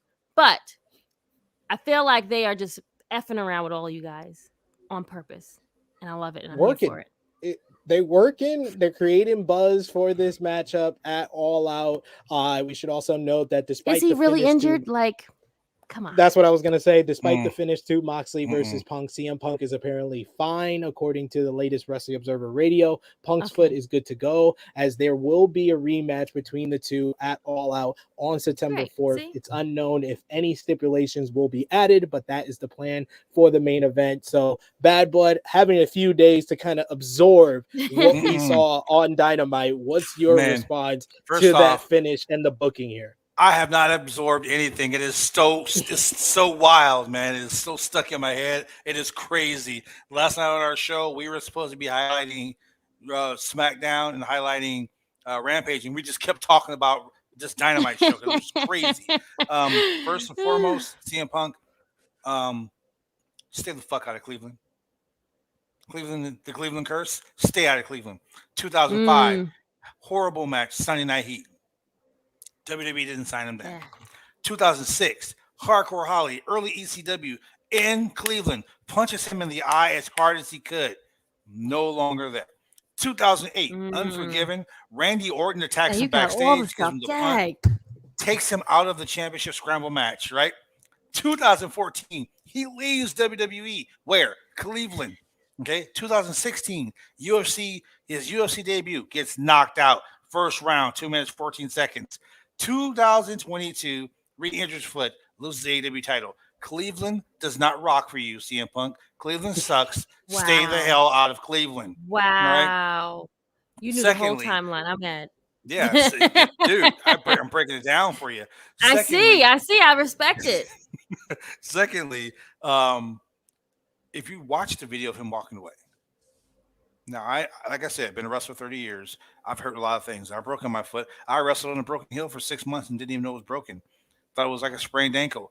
So I can see this. But if I kick you with my right foot, and when you're carrying me away, I'm limping on my left foot, but I'm walking perfectly fine on the foot that I injured. There's no that was all bullshit. Secondly, losing the match in less than 3 minutes, that was bullshit too. I think he was playing the whole Cleveland thing because everybody knows about Cleveland's been a curse for CM Punk. I think he was doing that. Moxley demanding the title match be done on TV. I think that was done because of the bullshit that he pulled the week before with Hangman. Because when you come out and you do a promo, I mean, make your promos personal. Like I always say, the more personal, the better. Get that, draw that emotion, get that heat, right? But with all the backstage unrest between CM Punk and, apparently everyone, people saying that he wants to quit and leave, and Twitter blowing it up, making it seem like he's going to leave. Dax Harwood posting pictures of them together, joking around. Tony Khan is working everybody. I called it the night he lost the belt. I said, CM Punk turns heel, wins the championship back. But I'm gonna throw something at you that I did on my show. 3 weeks ago, Wardlow was getting attacked. Who came to save him? Dax and Cash. Right. I posted on Twitter, do we see the reunion of the Pinnacle? Right. Because MJF has not been around. MJF has not been anywhere. So who are CM Punk's best friends in AEW? FTR. Dax and Cash. So if you go back to the MJF pipe bomb, MJF kept saying over and over and over again that CM Punk, you're going to see the real CM Punk. That CM Punk is not the happy, shaking babies' hands and kissing babies guy you see, that he's a piece of shit. Yeah. CM Punk, when he came out there, the crowd was against him. Yeah. I mean, at first it was a little bit 50-50, but then the crowd was like 90% Mox, 10% CM Punk. And you can see the disappointment in his face when he went back to the locker room. You see he was a little upset. This is going to be the autumn, the fall of Punk, not the summer of Punk, because Punk's going to turn heel. And when he turns heel, I think we're going to see MJF return. I think CM Punk's be part of the Pinnacle. That's if I was booking the show. I think Punk will probably win at All Out in a heelish manner, but he's not going to get booed in Chicago. That's the thing. Course. And I think the catalyst for the heel turn is what happened here and what's going to happen at All Out. That CM Punk wins back the title. He does get cheered when he does win the title, even if he uses heelish matters. But then MJF returns.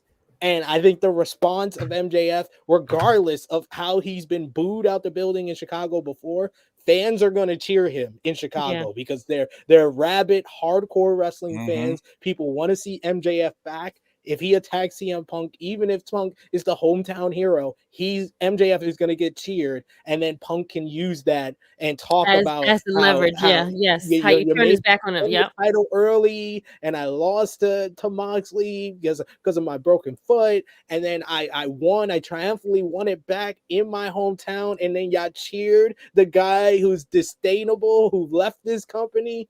that's going to be the catalyst, and it could create so many different matches with CM Punk going heel. You could do him and Moxley again. You can do him and Eddie Kingston. You could do him and MJF, and just turning around the whole what was one of the best feuds in AEW history of CM Punk and MJF, and twisting their roles of MJF as the babyface and Punk as the heel. I think that's brilliant stuff, and it's stuff that's going to get people talking again. And not to, focus too much on Punk and Moxley, I do got to say, man, that trios match was amazing. Yes. Wait, which one? I'm talking about the main event, the United Empire versus Death Triangle. Like, that was like different matches that I want to see so bad now. Ospreay versus Phoenix. I want to see Ospreay versus Pac. I want to see Lucha Bros versus Aussie Open. And what a week for Will Ospreay. He had a 5-star matchup in that trios match. 5-star matchup over the weekend in the UK. 5 3/4 stars with Kazuchika Okada that we talked about last week, and Dave Meltzer rated that 5 3/4 stars, one of the highest ratings of the year. This man has had the best week ever when it comes to pro wrestling. 3 5-star matches in 7 days. That's amazing. In that opening with him and Phoenix, man. Jaw dropping. It was probably some of the best wrestling I've seen in 2022. Like, Phoenix can't have a bad match. Even when Phoenix messed up his arm, it was still a great match. It's still good. Phoenix, yeah, he can't have a bad match. He's missing no bad matches. But dude, everything they say about Will Ospreay, bro, I gotta say Will Ospreay is in my top 5 the best wrestlers in the world. He is in that top 5. He is, right? That's a fact for sure. I say he's the best in-ring performer of 2022. Yes. He looks like he is him. It's either him or Moxley at this point for wrestler of the year of 2022 so far.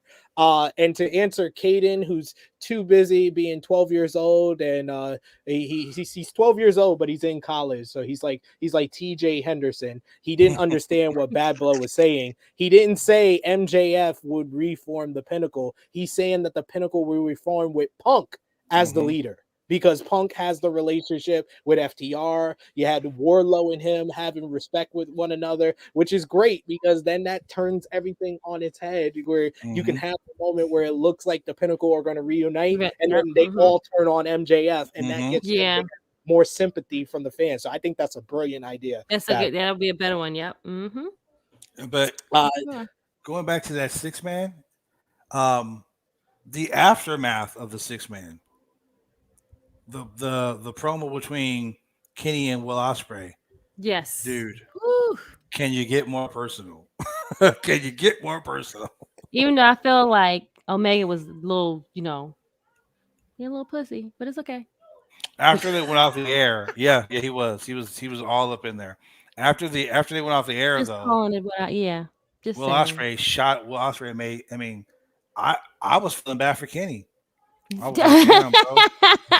How you gonna bring a knife to a gunfight, let alone bring a switchblade to a fight with a rocket launcher? I think Omega won that promo battle, because he shitted on Ospreay, because you can tell Ospreay was taking it to heart with you did a lot of great things, but you did it in front of what, 3,000 people? I did it in front of sold out crowds. That was fucked up, though. He was like, you lost to Okada, I lost to him too, but I also beat him, and people call that the best match ever. You've had a whole bunch of 5-star matches that none of these people even remember. I was like, damn. He was coming for smoke, but then also I was like, Will was just like, come, let's go. Like, stop talking, let's go. And then you just kept walking away. So that's why I was like, no, you're being a pussy. On that, Marie Shadows, she on her podcast, she posted a poll, and people were like, I remember Kenny Omega having a good match with Okada.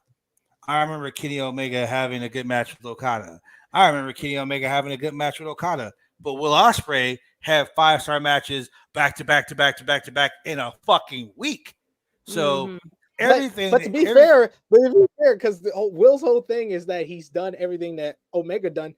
Omega's done that too. He's had multiple 5-star matches in 1 week. He had 5-star matches in back-to-back days. So like they both have their arguments, and the reason why everybody is captivated by this feud, they're both right. They're both right in everything that they say about each other and about themselves. They're both right. That's what makes this so exciting for next week, where I think that this was probably the best trios match they ever had on Dynamite in United Empire versus Death Triangle. And I think next week will be even better with the Elite. I think it'd be better because Kenny is not as hurt as everyone thinks he is. He's not as ring rusted as everyone thinks he is.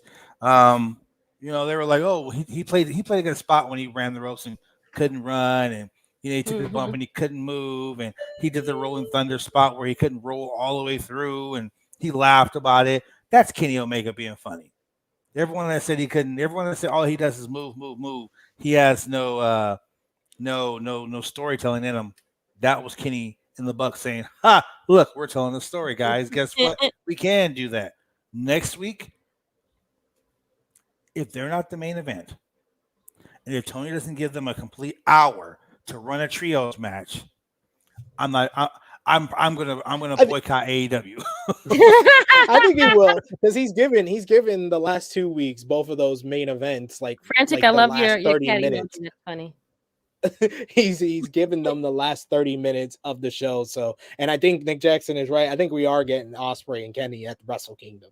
I think, especially if the fans can cheer, that needs to happen. Give us that in the Tokyo Dome at Wrestle Kingdom. I don't think there's a bigger matchup for Ospreay, and it makes more sense that Ospreay didn't win the G1 if he is versing Kenny at Wrestle Kingdom.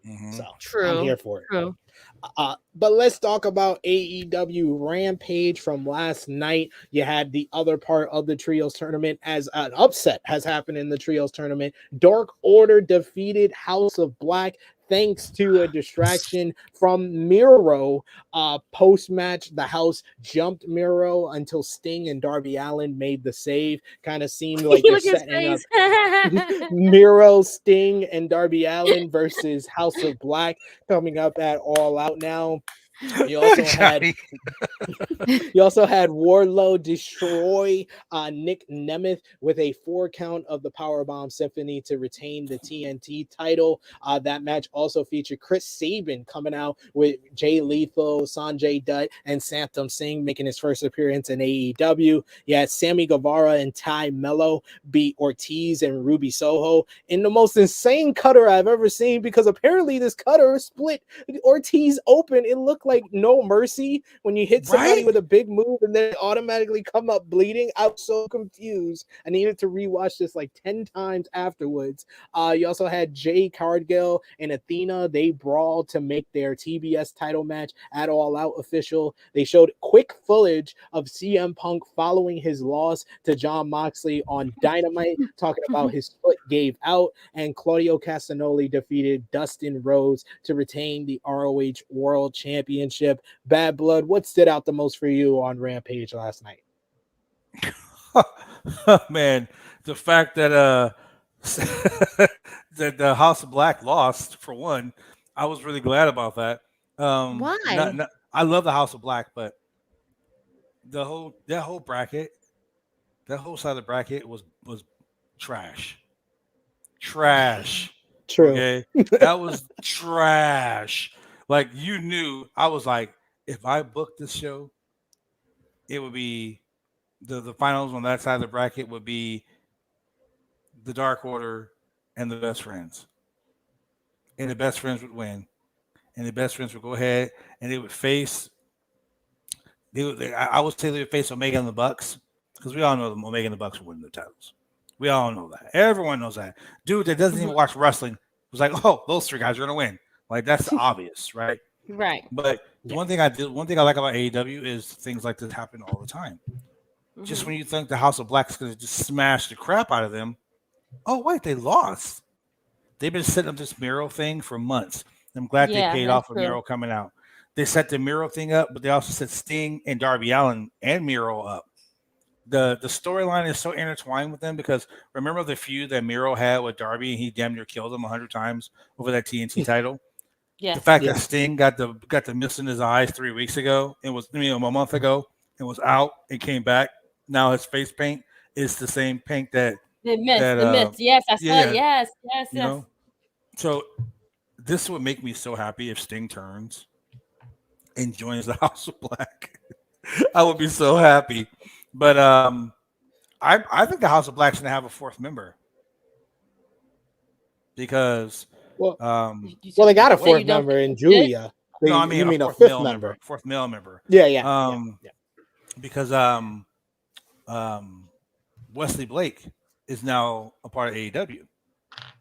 He's had several matches on Dark and Dark Elevation, and they keep referencing him and Murphy as a tag team. Now, if you form the House of Black, you got a guy going after the heavyweight championship, you got a guy going after the TNT title, and then you got a tag team, a very capable tag team that will have great matches with the Bucks, that have great matches with Aussie Open, anybody. But the fact that they finally pushed the Dark Order to a spot where the Dark Order won a very important match, because they've been pushing Dark Order has been like the second longest reigning trios. Like they have the highest, like they have the highest win-loss record as a trio in the history of AEW. So AEW always has that, just when you think you got the answer, they change the question type of booking. Mm-hmm. Yeah. That was great. Now you advance the storyline of the Dark Order. You advance the storyline with Sting, Darby Allin, Miro, with the House of Black. Now you've taken this, you've created a whole new narrative for the background. So when this big story is over, now you got this story that's been festering for weeks. Great booking on Tony's behalf. He probably didn't book that. Someone else probably booked that. But he'll take credit for it. Don't worry. He'll take credit for it. He'll be on Twitter. Nah, I do agree, and I called it. I had someone say in one of our chats like, "Oh, House of Black lost." I was like, they've really been telegraphing this, that Dark Order is going to make it far. You say best friends. I think Dark Order is advancing, and I think they set up what's going to happen in this matchup, because 10 was favoring his knee, and he had the knee brace, and then Malachi had the knee bar on him in the end of that matchup, and he was really focusing on the knee. I think 10 is going to go out, and Hangman Adam Page is going to replace him, and it's going to be Hangman, Silver, and Reynolds versus Kenny and the Young Bucks at All Out in the finals of this trios tournament. Okay, I like that. Whenever the Elite are on opposite sides of the ring, it's always a 5-star match. So put Hangman in with the Dark Order, and we're going to get a classic at All Out. I won't be mad at that, to be honest. I like it. You're right. I won't be mad at that. I like that for two reasons. Yes. One, because whenever Hangman put out there that you should probably find someone that you trust. Mm-hmm. And then Tony Khan has screwed up several times when it comes to match graphics. If you notice, when they had before they had the trios match for the tag team belts where Swerve and Our Glory won the belts, they posted a clip for the next big show, and they had Swerve and Our Glory with the tag team belts. So they totally screwed up that. I call that out every time I see it. But if you notice, and now you said this, it popped back into my head. They had showed a graphic with the Dark Order, and it showed Reynolds and Silver, and then it showed a blank spot. Yeah. So they did that too early. They blew it. They did. 10 was already in that spot, but they already released that graphic. But yeah, they're gonna make that the graphic when they verse the Elite at All Out. But not only did we get Rampage last night, we also got SmackDown, which had Drew McIntyre defeating Sami Zayn. Post-match, the Usos and Roman Reigns came out and jumped McIntyre with the entire bloodline, including Zayn laying out Drew with a beautiful shot to end the show here of the entire bloodline, including their Canadian cousin. And you also had the awesome backstage segment with Roman Reigns and Sami Zayn talking about what happened last week. I am loving Zayn and Bloodline. He's making this the best story going on SmackDown and in all of WWE. There was also a brilliant promo exchange between, that aftermath of Drew's back. That was vicious. there was also a brilliant promo exchange between Intercontinental Champion Gunther and Sheamus to hype their Clash at the Castle showdown. You also had Xavier Woods made his return alongside Kofi Kingston to pull a Kevin Nash on the Viking Raiders. You also had Natalya and Sonya Deville won the last chance fatal four-way match, but they lost to Raquel Rodriguez and Aaliyah, who advanced to the WWE Women's Tag Team title tournament finals against Dakota Kai and Io Sky on Monday's Raw, talking about why we got that last chance fatal four-way matchup. The WWE Women's Tag Team Championship Tournament has experienced a lot of changes over the last week as an injury to Gigi Dolan happened during the matchup last week that has kept Toxic Attraction out of the tournament. She suffered a concussion, according to Dave Meltzer of the Wrestling Observer Radio, which caused that last chance battle royal to happen there. But Miss Krssi Luv, what did you think was the highlight of SmackDown last night? Well, it wasn't really a good show, to be honest. Sorry. No, it wasn't. It was. I said this in multiple chats. Really, I was like, this was the blandest show Triple H has given us. After what we've had for the last couple of weeks, he was going in the right direction, and then I don't know what happened yesterday where there was no seasoning in the food at all. Like the meal was just bland. It was like they made nothing. Everything was pointless about yesterday's show. And this you're supposed to be building up for like next week. I feel nothing, friends. I don't have an answer for you. I really wish I could tell you something that was positive, but I don't. I'm sorry.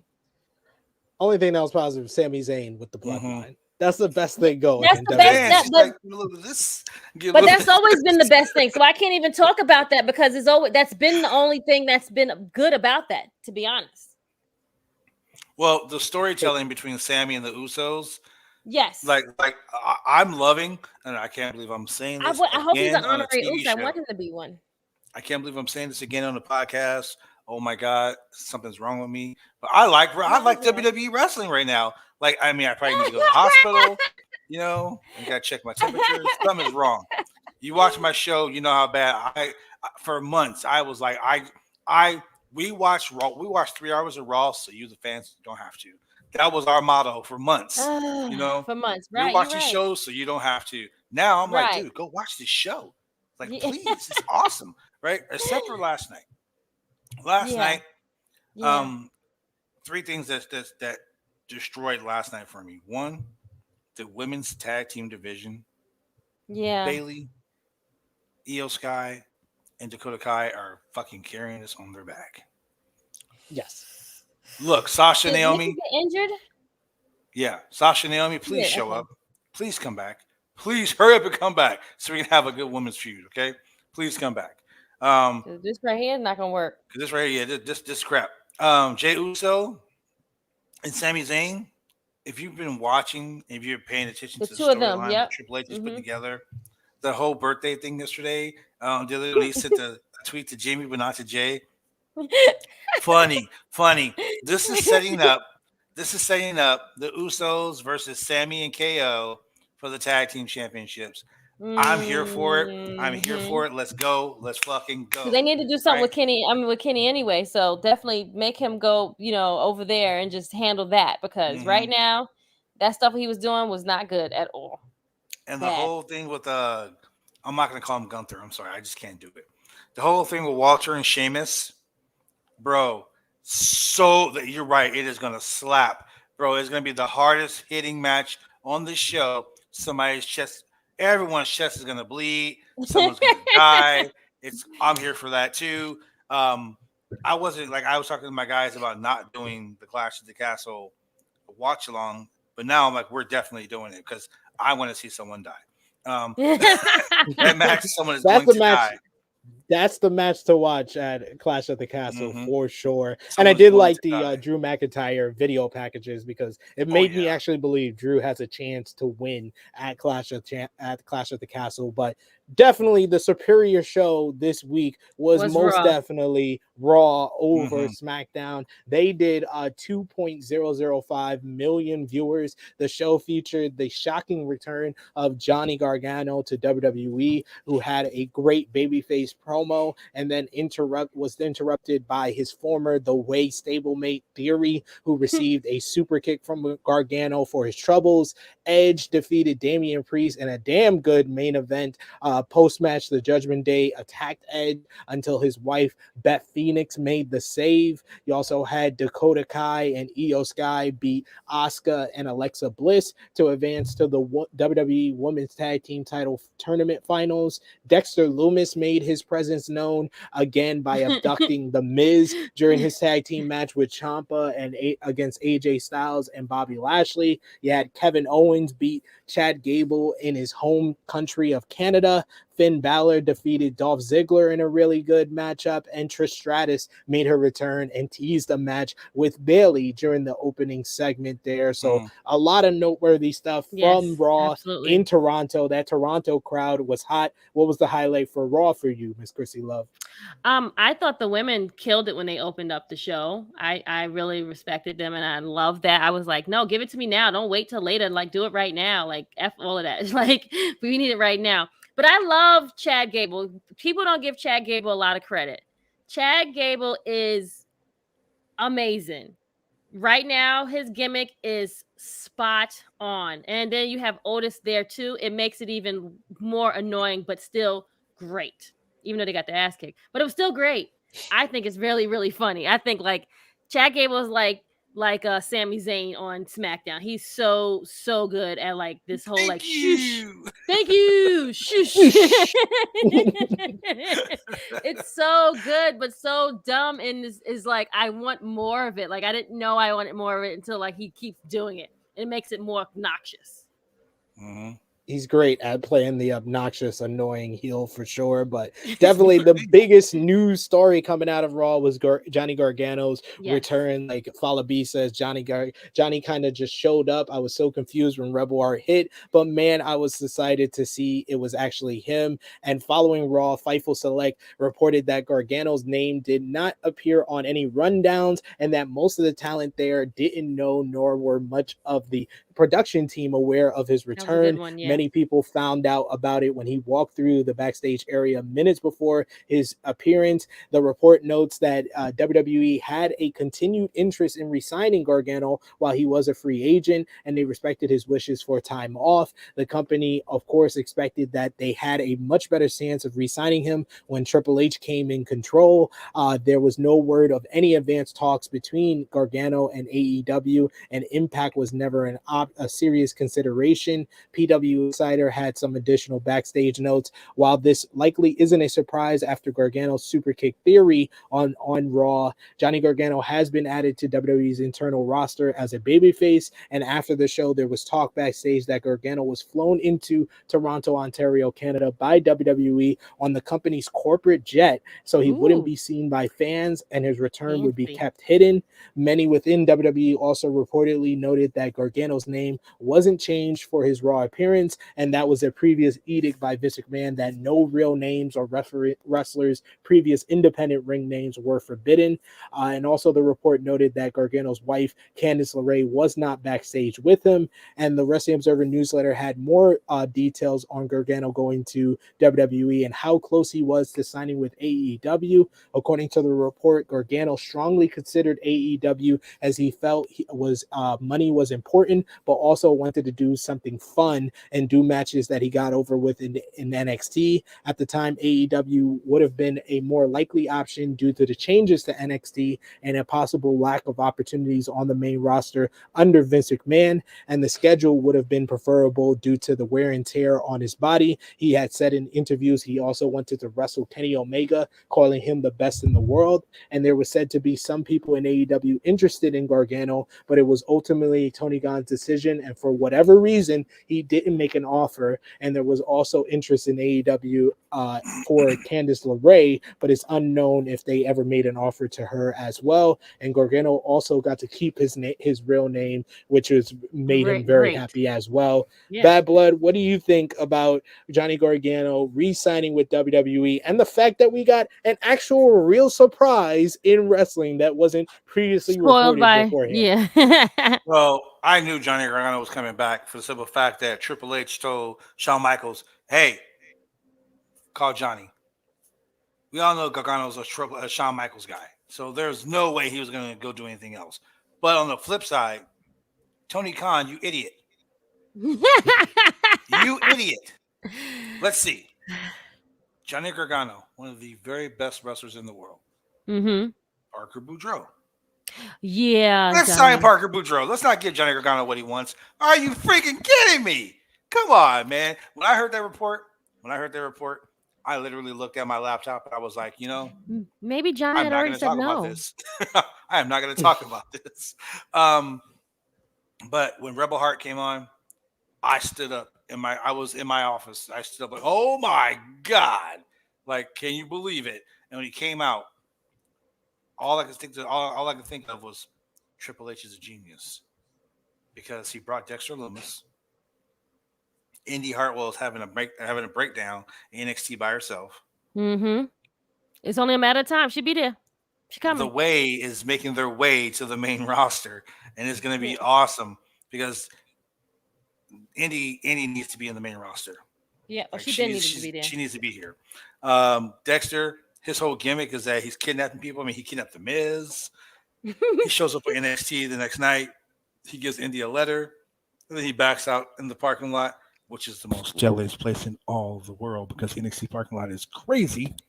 Backs out to the parking lot, puts his hands behind his back, and then the police arrest him. The letter says, I will see you soon or something like that, or with love. Yeah, we're going to talk about what happened on NXT. Some craziness, but all this is like melting into like one good good thing, and I'm so excited for it. The fact that Candice didn't show up, I've been friends with Candice for a long time too. Streaming from SoCal days. Candice is really close with the Bucks. Really close with the Bucks. Some of her great matches are with the Bucks. Her and her former tag team partner. I don't know if you guys talk about that. The world's cutest tag team ever, because of things. But if she went to AEW, Candice would totally kill it. I don't see Candice coming to the main roster because there's so much. She would get lost in the shuffle on the main roster. So I would send Candice to AEW, and she would have great matches. But the fact that Johnny Gargano got to come back, three things popped into my head. One, he's going to feud and probably win the case. Him and Austin Theory would be great. Two, I can immediately see him going after the Intercontinental Championship or the United States Championship because he will fit in either one of those categories.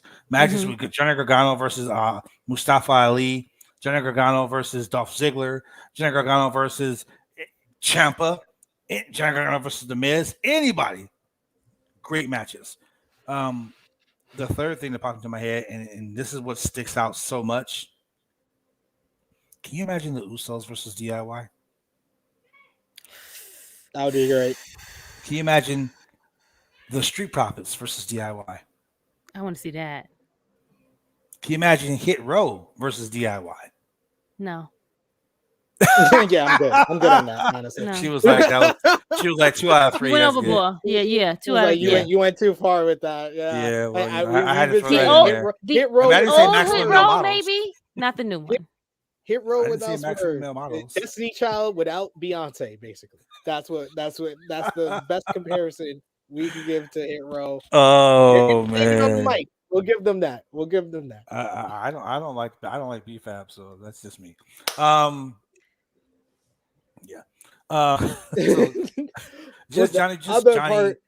Johnny wrestling. That's all I care about. Like Johnny is anywhere Johnny shows up, he's gonna make a splash, and I think that pairing him Johnny versus AJ Styles, instant classic. That's going to be great. That will be good. Yes. I think that just him showing up made like we talked about Will Ospreay and Kenny Omega. We talked about the dream match. We talked about that. Johnny Gargano versus anyone is a dream match because Johnny is Mr. No Bad Matches also. So, yeah, they definitely have a bunch of workhorses on Raw right now. But the other part of the show that stood out was Edge's return to his hometown. And after the show, he cut a promo where he teased that he would have his last match in Toronto next August of next year, and he says they would all say goodbye to each other that night. So we may be on the countdown clock to the end of Edge's run in the ring, which is both sad, but it also makes sense with we got a whole second chapter, so we should be lucky for that. But let's talk about NXT 2.0 because you alluded to that when you were talking Bad Blood, talking about NXT 2.0 this week. They did 678,000 viewers. Wow. And beat Rampage in the demo for the second straight week for the first time ever. Well, both of those shows have been going down. The show featured the NXT debut of NXT UK Women's Champion Meiko Satomura, who challenged NXT Women's Champion Mandy Rose to a title versus title match, but number one contender Blair Davenport inserted herself to make it a triple threat at Worlds Collide on September 4th. NXT UK champion Tyler Bate beat Von Wagner and officially challenged NXT champion Braun Breaker for a title unification match at Worlds Collide. Wendy Chu defeated Tiffany Stratton in a lights out match. The Dyad beat Legado del Fantasma after being chastised by Tony D'Angelo. Santos Escobar showed up in the parking lot and retrieved this group, alluding to the group being called up to the main roster. And then we saw the reunion of Index as Dexter Lumis appeared to embrace and kiss and give a love note to his wife Indy Hartwell before he was arrested outside the CWC. So a lot of fun on NXT 2.0, which seems like it's improved under the new regime a little bit. It's a little bit more entertaining. Oh my god, I hated NXT 2.0 for so long. Yep. Like I feel bad. I feel bad for Alex Pulowski and for Kate Elizabeth having to review that show. Like it was so horrible. But it was like the horny show. Like it wasn't wrestling. It was like watching a show about couples that actually were on a wrestling show. That's what NXT was. It was like High School Musical minus the music. It was ridiculous. But man, it was basically Degrassi the next class. It was Degrassi and Euphoria the next together. Generation. It was Degrassi Next Class on Netflix when everybody was gone and we had a whole bunch of people. It was like all that when all the good people. Yes, that's it. That's exactly. Now that's it right there. Yep.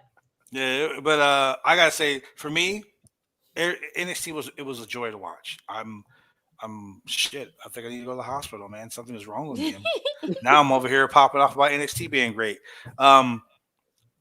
For me, the pillow fight. I mean, the fucking lights out match. What the lights actually went out was awesome. Yes. I hated that. I'll say I'll be the hater. I hated the lights going out. It was a fun matchup, but I didn't understand why the lights needed to actually be out during the lights. That's WWE gimmick. Yep, doing stupidness. Yeah, but I will say this: as a professional wrestler, I've done some crazy matches, ladder matches, steel cage matches, or I've been hit with some random things. I mean, really random things. I'm shit. But Legos. Anyone that can take a bump on Legos, you know it hurts. No, you know when you step on it. If you have children and you know how you stepped on one of them things. Yep, that's what I was going with that. Those things hurt. You hate days. Legos for days.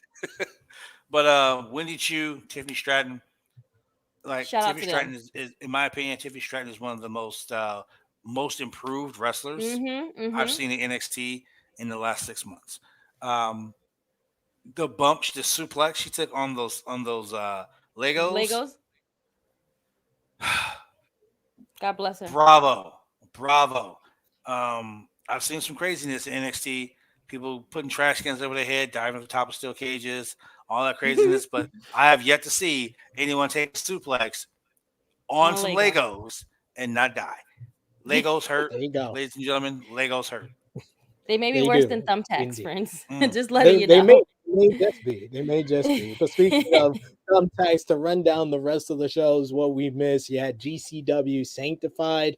Cole Radrick beat Colby Carino to retain the GCW Extreme Championship, and Effie defeated George South in a brutal matchup. You also had GCW Hope to Die. The show was headlined by Thrussie, Effie, Alley Catch, and Dark Sheik defeating Jimmy Lloyd and Los Masitos, and also Blake Christian defeated Masha Slamovich. You also had Revolution Pro 10th anniversary night 1. Will Ospreay defeated Speedball Mike Bailey to retain the Rev Pro undisputed British Heavyweight Championship. But then the following night, at night 2, RKJ Ricky Knight Jr. beat Will Ospreay to end his 2-year reign as the Rev Pro undisputed British Heavyweight Champion in a Dave Meltzer 5-star rated matchup right there. And that's both available on Rev Pro's on-demand service. And then Impact on AXS-TV had Time Machine, Kushida, and the Motor City Machine Guns defeat Violent by Design in a fun trios main event.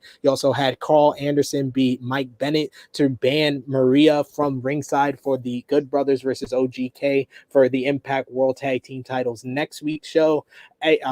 Vex defeated Jordan Grace and Mia Yim to retain the Knockouts Tag Team titles, and Sami Callihan was jumped by Moose and Steve Macklin, but was beat down by both men and wrapped in barbed wire, which led to Callihan challenging both men to a barbed wire massacre at Victory Road. So that should be very, very interesting, and we'll talk about all those matches in the weeks to come. But we got to get to our news rundown. Keep those comments coming in the live chat. Remember to drop the thumbs up on this video and send those super chat donations to help out the channel as we get into the news. WWE news: in the latest episode of Figure 4 Online's We're Live Pal, Andrew Zarian reported that Triple H is interested in bringing back JONAH to WWE. He previously wrestled in the company as Bronson Reed, where he is the former NXT North American champion. Several wrestlers have returned to WWE as of late, and according to the report, JONAH is one of the names that has been discussed for a return in recent weeks. After working for Impact Wrestling, he is currently part of New Japan Pro Wrestling, and of course was a part of the G1, where he got the big upset win over Kazuchika Okada. I talked about it last week, Miss Krssi Luv, and made my feelings known. I want JONAH to stay in New Japan, but do you think he's on his way back to WWE? If the money is right, he would come back. Yeah. I'm always for getting paid. So if you're going to get paid, go for it. Go for it. She's like, if the bag is right, that's it. That's it. I mean, I'm sorry. Let's just call it what it is. If you give me a bag more than what I get right now, I'm going to take the bag, friends. Sorry. I love you all. Now, yes, hopefully like the push might not be the push that you are going to get at the other location, but my pockets is going to be a little bit heavier. And I'm going to take this L for a little bit right now. I'm going to take my talents to South Beach, and we're going to call it a day. Take my talents to South Beach. Absolutely. I like the fact that she has it all laid out. She has it all laid out. Like she knows what's going on. I may be taking this L, but I'll be taking this L while I'm chilling at the beach with my time. Hey, ding, ding, ding, ding. Get ready for the family. Absolutely. Another name that actually is working with WWE again. That's no brainer. Who also is working with WWE again is Renee Paquette. She was down in Orlando on Friday doing some for upcoming WWE projects. Makeup artist Lena Zeruko posted a video on Instagram of herself doing makeup on the former Renee Young for WWE. PW Insider reports that Paquette, who left WWE in 2020, is filming interviews for future WWE documentary projects. Speaking of names that might be coming to the main roster, though, the Wrestling Observer newsletter reports, as you might have guessed, that Legado del Fantasma are going to the main roster soon. Escobar recently lost the match and that barred him from NXT, and he showed up on the show to retrieve his group. As previously reported, Solo Sikoa is also being considered for a jump to the main roster. However, one name that hasn't been reported is Indy Hartwell. After the whole big skit with her and Dexter Lumis, she is also being talked about a move to the main roster. So you think Bad Blood, we're getting the way on the main roster, right? I would hope that we get the way, but I'm so excited to get Legado del Fantasma. Yeah, he needs to be up there. Yes, he finally, should be up finally, give those guys some work, man. But we all know they're going to SmackDown. That's where all the Latinos go. They're going to SmackDown. I hope so. I hope SmackDown needs something. I've been saying this for weeks. Triple H is over here giving everything. He's throwing everything at Raw. I'm like SmackDown over here with like with the little cup. Like, can we get the schmizz of someone returning to us, please, Triple H? Fox is like, can we get the one return outside of Karrion Kross, please? Give us something, Mr. Triple H. God damn it. He's putting everybody on Raw. Ridiculous. Raw is the flagship of the WWE, but SmackDown was killing the game. SmackDown gets the more money. That's all I'm about. Yeah. Man, you better know who pays you the most money, Triple H. Like, look, be careful. I already got a ready-made feud for Legado del Fantasma. Turn Dominic heel. Let Dominic go work with Legado del Fantasma. That's it. I mean, I can't be mad at that. By Rhea Ripley. So dude, I was about to say Renee. I was about to say Renee. This show ain't Triple X rated, so I can't tell you my thoughts on what's going on with Dominic and Rhea. But it's some dominatrix type shit, and I think Dominic might like it. He seems like he is sub Mysterio and not Dom. Yeah, he is sub Mysterio. I don't mean sub to the channel. I mean. Something to the channel, though. It's too early in the morning. The WWE draft is no longer expected to take place after. Thank God. Now. Thank you, Jesus. It was reported Don't have it happen this month that the talent expected the draft to take place after the September 3rd pay-per-view, with people being scheduled for Raw and SmackDown after those shows. But Fightful Select reports that several Raw talent have been unbooked for the September 9th SmackDown, and USA Network sources have said to talent that the draft isn't happening in the immediate future. It is said that some have outright said that WrestleMania is likelier to be the window for the draft, though USA Network does not internally have a date listed for the draft. I think that after WrestleMania is the perfect time to do the WWE draft, and it should have always stuck like that. But here we are. I hope that's the goal. That's always been the reset, WrestleMania. I don't think they need to draft at all, to be honest with you. Thank you. I mean, no, they do, because, like I said, Bad Blood, SmackDown needs something. They need to spread this talent out. Hear me out. Get rid of the brand split. Let people go back and forth between Raw and SmackDown. I'm sorry. I remember how bad it was when there was no brand split. Raw became a rerun show. It became a rerun show. I mean, no, SmackDown was the rerun show and just gave us rematches of Raw. Yeah, it might be better with Triple H, but we need the brand split to give more people opportunities. Okay, I can agree with that. I can agree with that. Let's talk about people who have lost their job, though, because Jeff Jarrett's run with WWE is apparently over again. Jeff Jarrett was brought back to the company just a few months ago to be their head of live events, senior vice president of live events, I believe is the name of his position, but he has now departed. PW Insider reports that Jarrett has exited his role as senior vice president of live events, and the company reports that Jarrett exited the position last week, with Friday being his likely last day on the job. He returned to WWE in May to take over that spot, and he had worked with them from 2019 to 2021. And PW Insider also reported that Road Dogg Brian James is returning to the company, and in another report confirmed that he will be the new senior vice president of live events. That is the position Jarrett had held before he exited the company last week. Road Dogg is returning to WWE after he was released in January, and he was one of the members of the NXT team as a coach and producer, and now he has taken over this new position. Thank God Road Dogg can stop begging. Oh, you didn't know? For a job. Look, man. Look, who would have thought that in 1999, Shawn Michaels, Triple H, and the New Age Outlaws stood in the middle of the ring on a Monday Night Raw, and they said, in 10 years, we're going to own this company. That was the funniest shit I have ever heard. Until Road Dogg, who was on Twitter begging Tony Khan for a job, gets a job. Look at that. And now look, DX is legitimately running the WWE. If Billy Gunn leaves AEW right now and shows up at WWE, dude, the McMahon Helmsley era. It was a real thing. It was predicting the future, ladies and gentlemen. I've been seeing publics like I told you guys, when that old man retires, this idiot and his idiot son and all this dude. Jesus Christ. Oh yes. My God, man. But yeah. And yes, Frantic World says Double J is free again. Yes, he's free to lose to Effie in GCW. That's what needs to happen. Yep. And Bell asking, how long till Sean Waltman and Kevin Nash gets a job too? Exactly. Exactly. It's coming.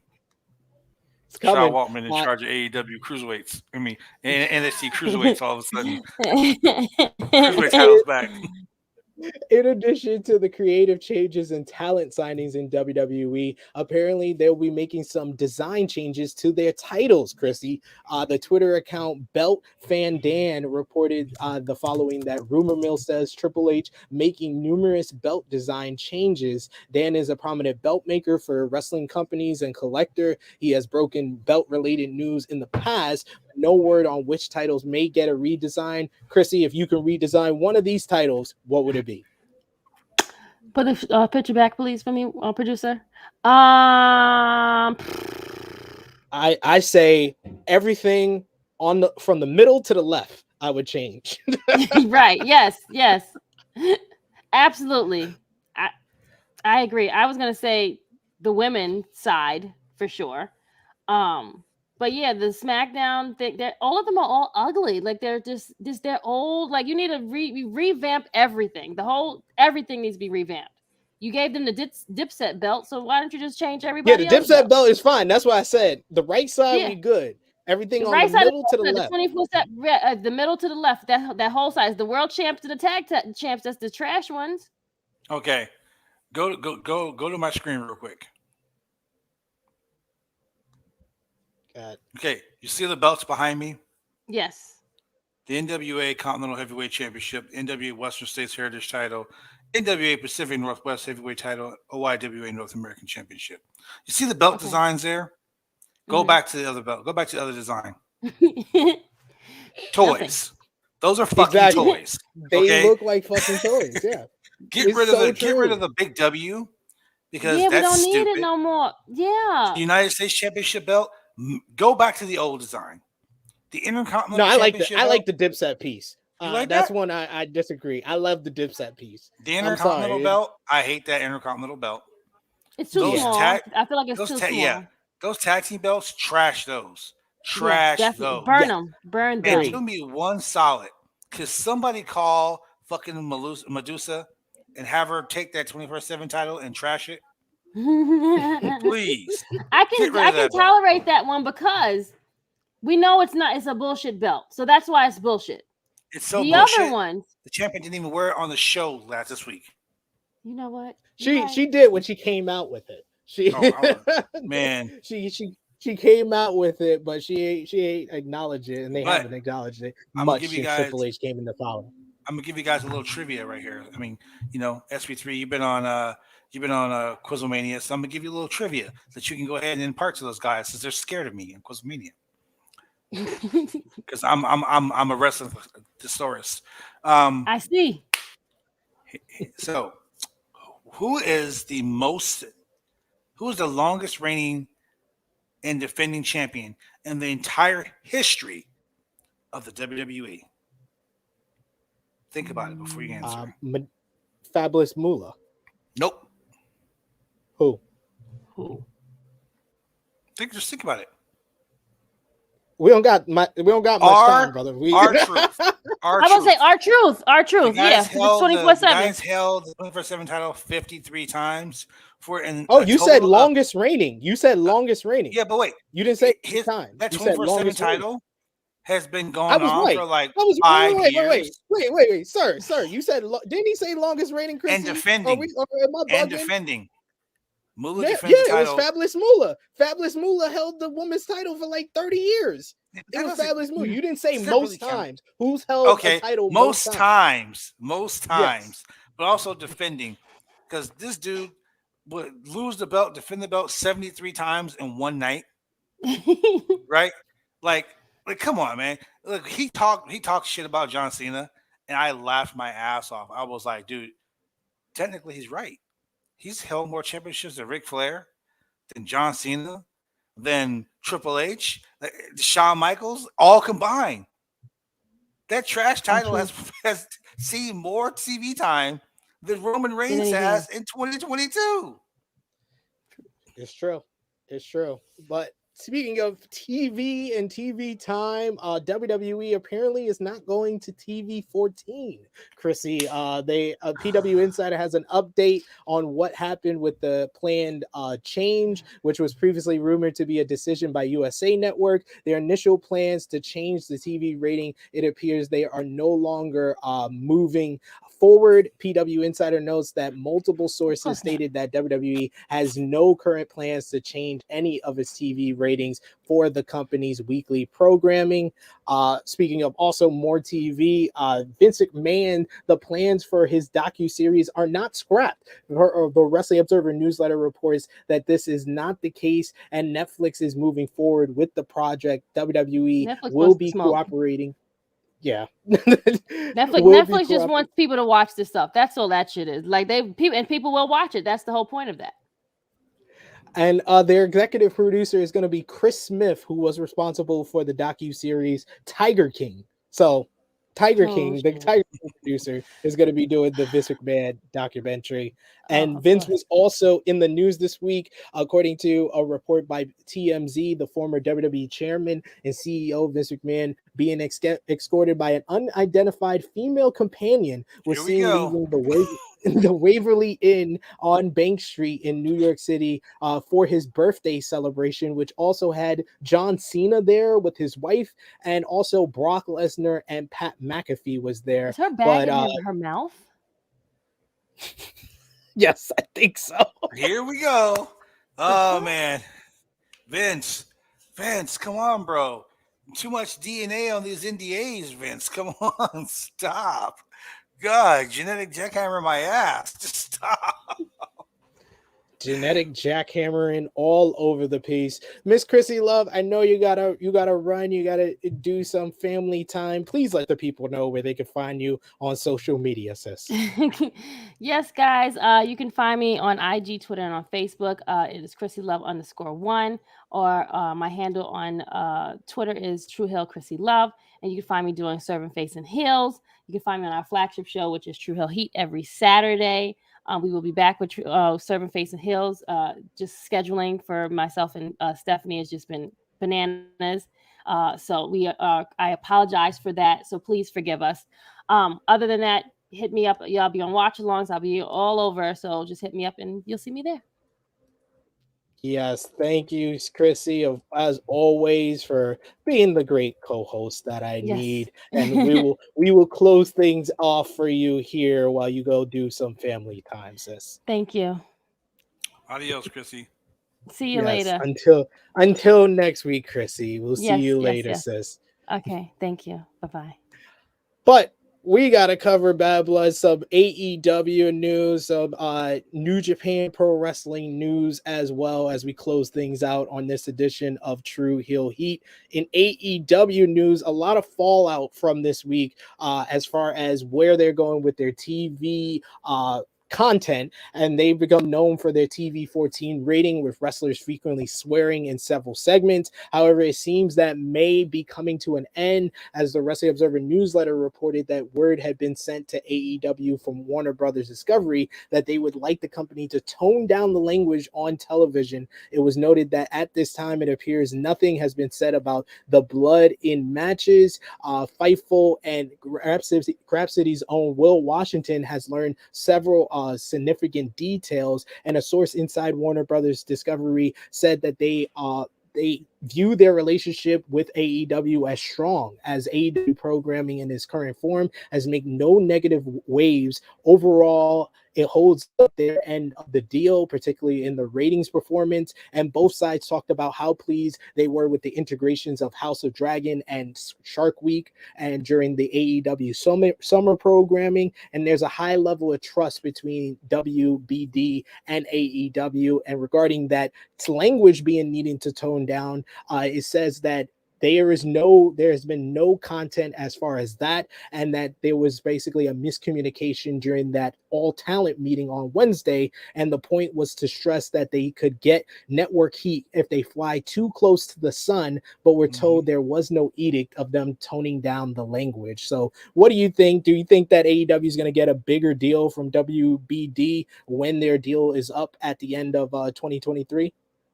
I honestly do, because the branding that, the branding with the new CEO of Warner Brothers Discovery is that he wants to make the corporation more fan friendly.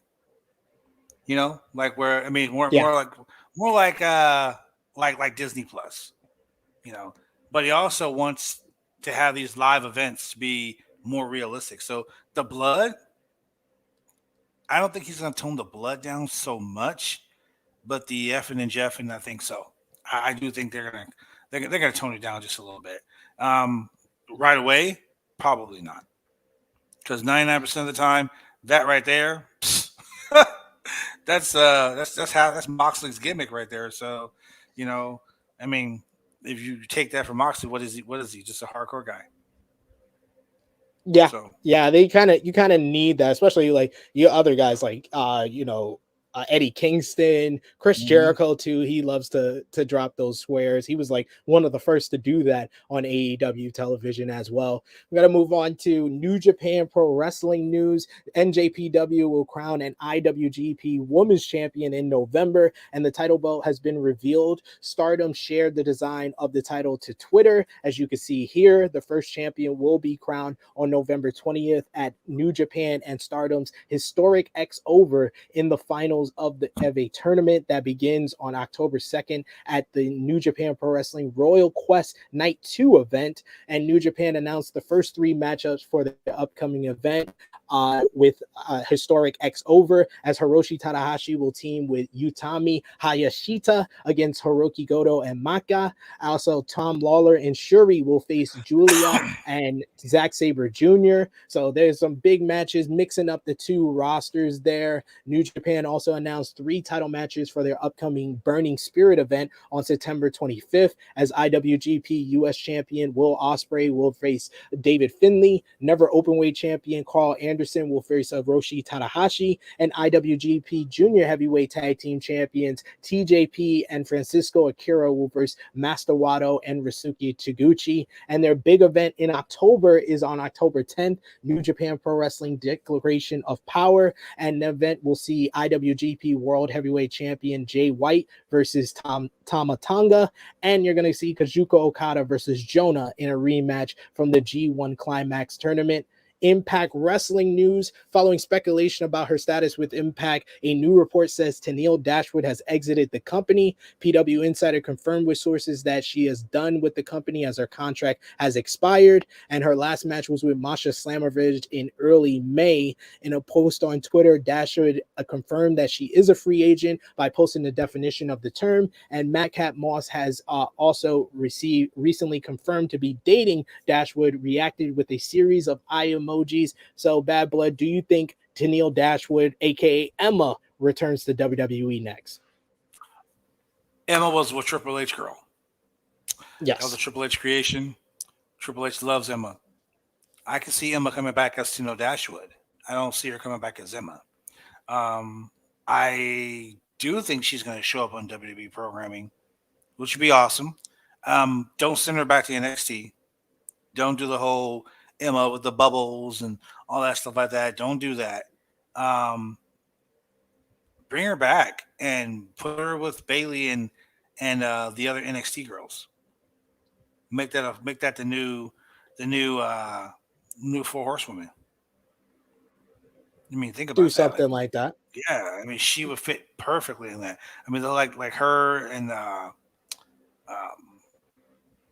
who she was feuding with. Wasn't she feuding? Well, her and Dana Brooke were a duo before. That'd be something to kind of switch up Dana Brooke's presentation. Yeah, give interesting there. Give her some new life. Give her that belt.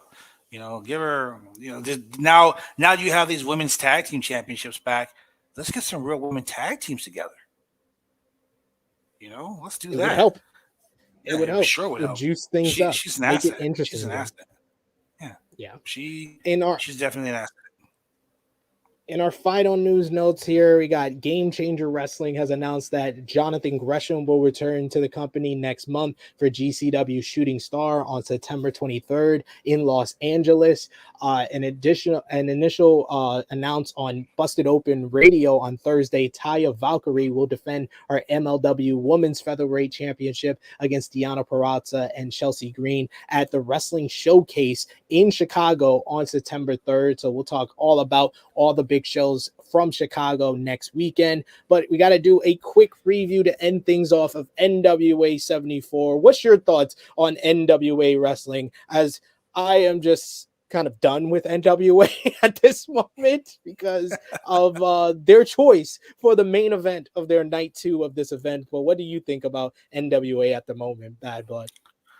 Well, as you can see behind me, I'm an NWA guy. I made all the history I've ever made in wrestling has been through the NWA. But that wasn't Billy Corgan's NWA. I have a bunch of friends that work at the NWA. Shout out to my boy Homicide, my boy Black G's, Tim Storm.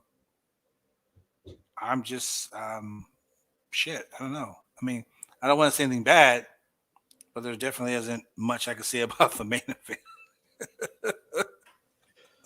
Well, we're just gonna run down the card here. Night 1 is tonight. They got a tables match with Bully Ray versus Mike Knox. They also got the NWA Women's World Championship up for grabs. Camille versus Taya Valkyrie. I do want to see that match.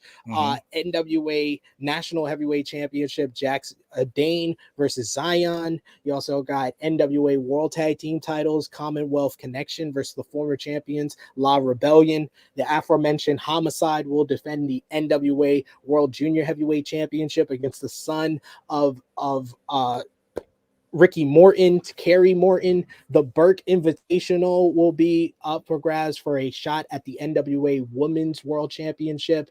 They have a Bazilzi's Bedlam match as Miserably Faithful will verse Ill Begotten. Mad Cardona will make his return to NWA, the former NWA World Heavyweight Champion versus handpicked opponent. EC3 versus Mims.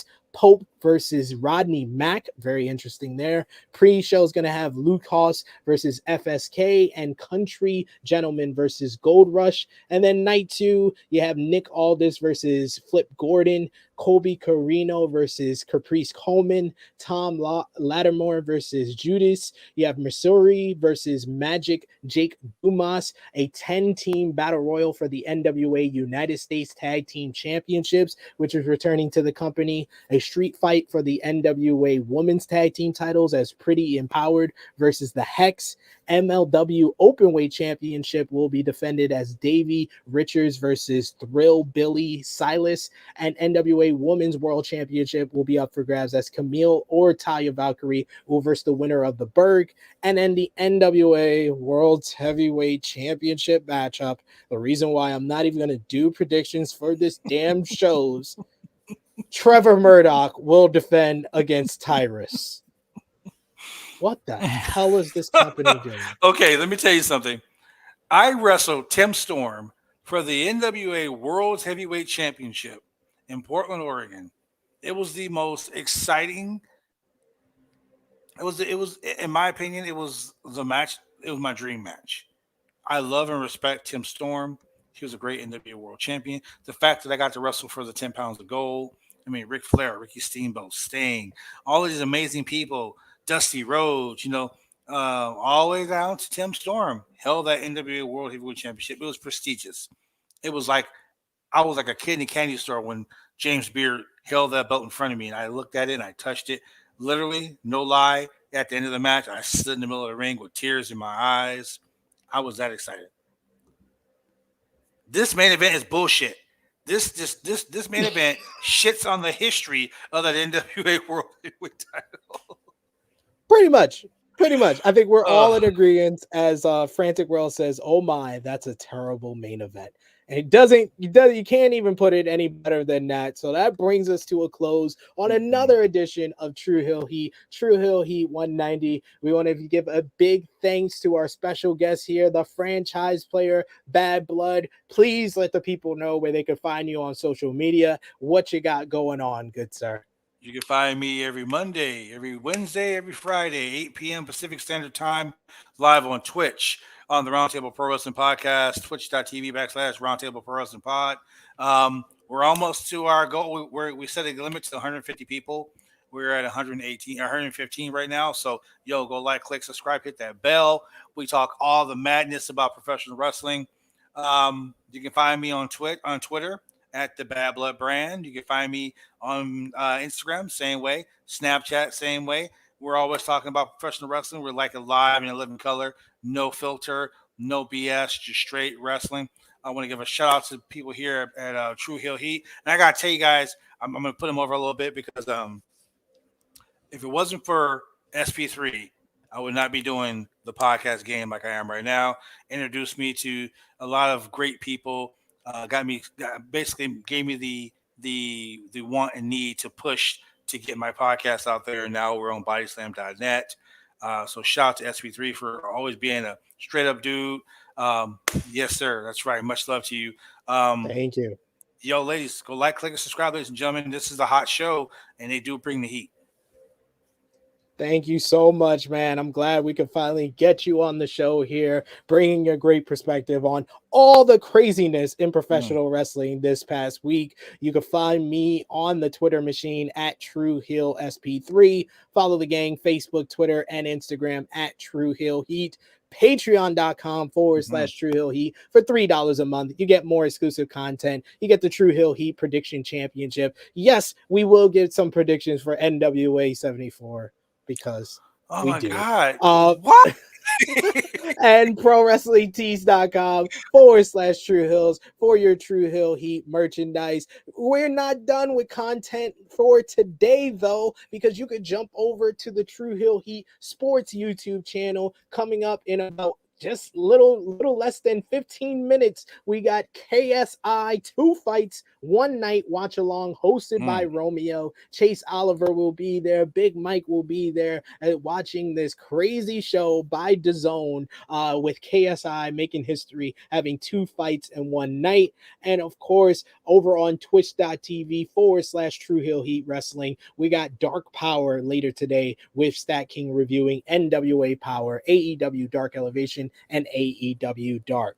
But thank you so much to our special guest, the franchise player, Bad Blood, for Miss Krssi Luv, for Top Guy JJ, for Bad Blood. It is me, the True Hill Phenom, SP3. This has been True Hill Heat 190, All Elite Drama. We are signing off.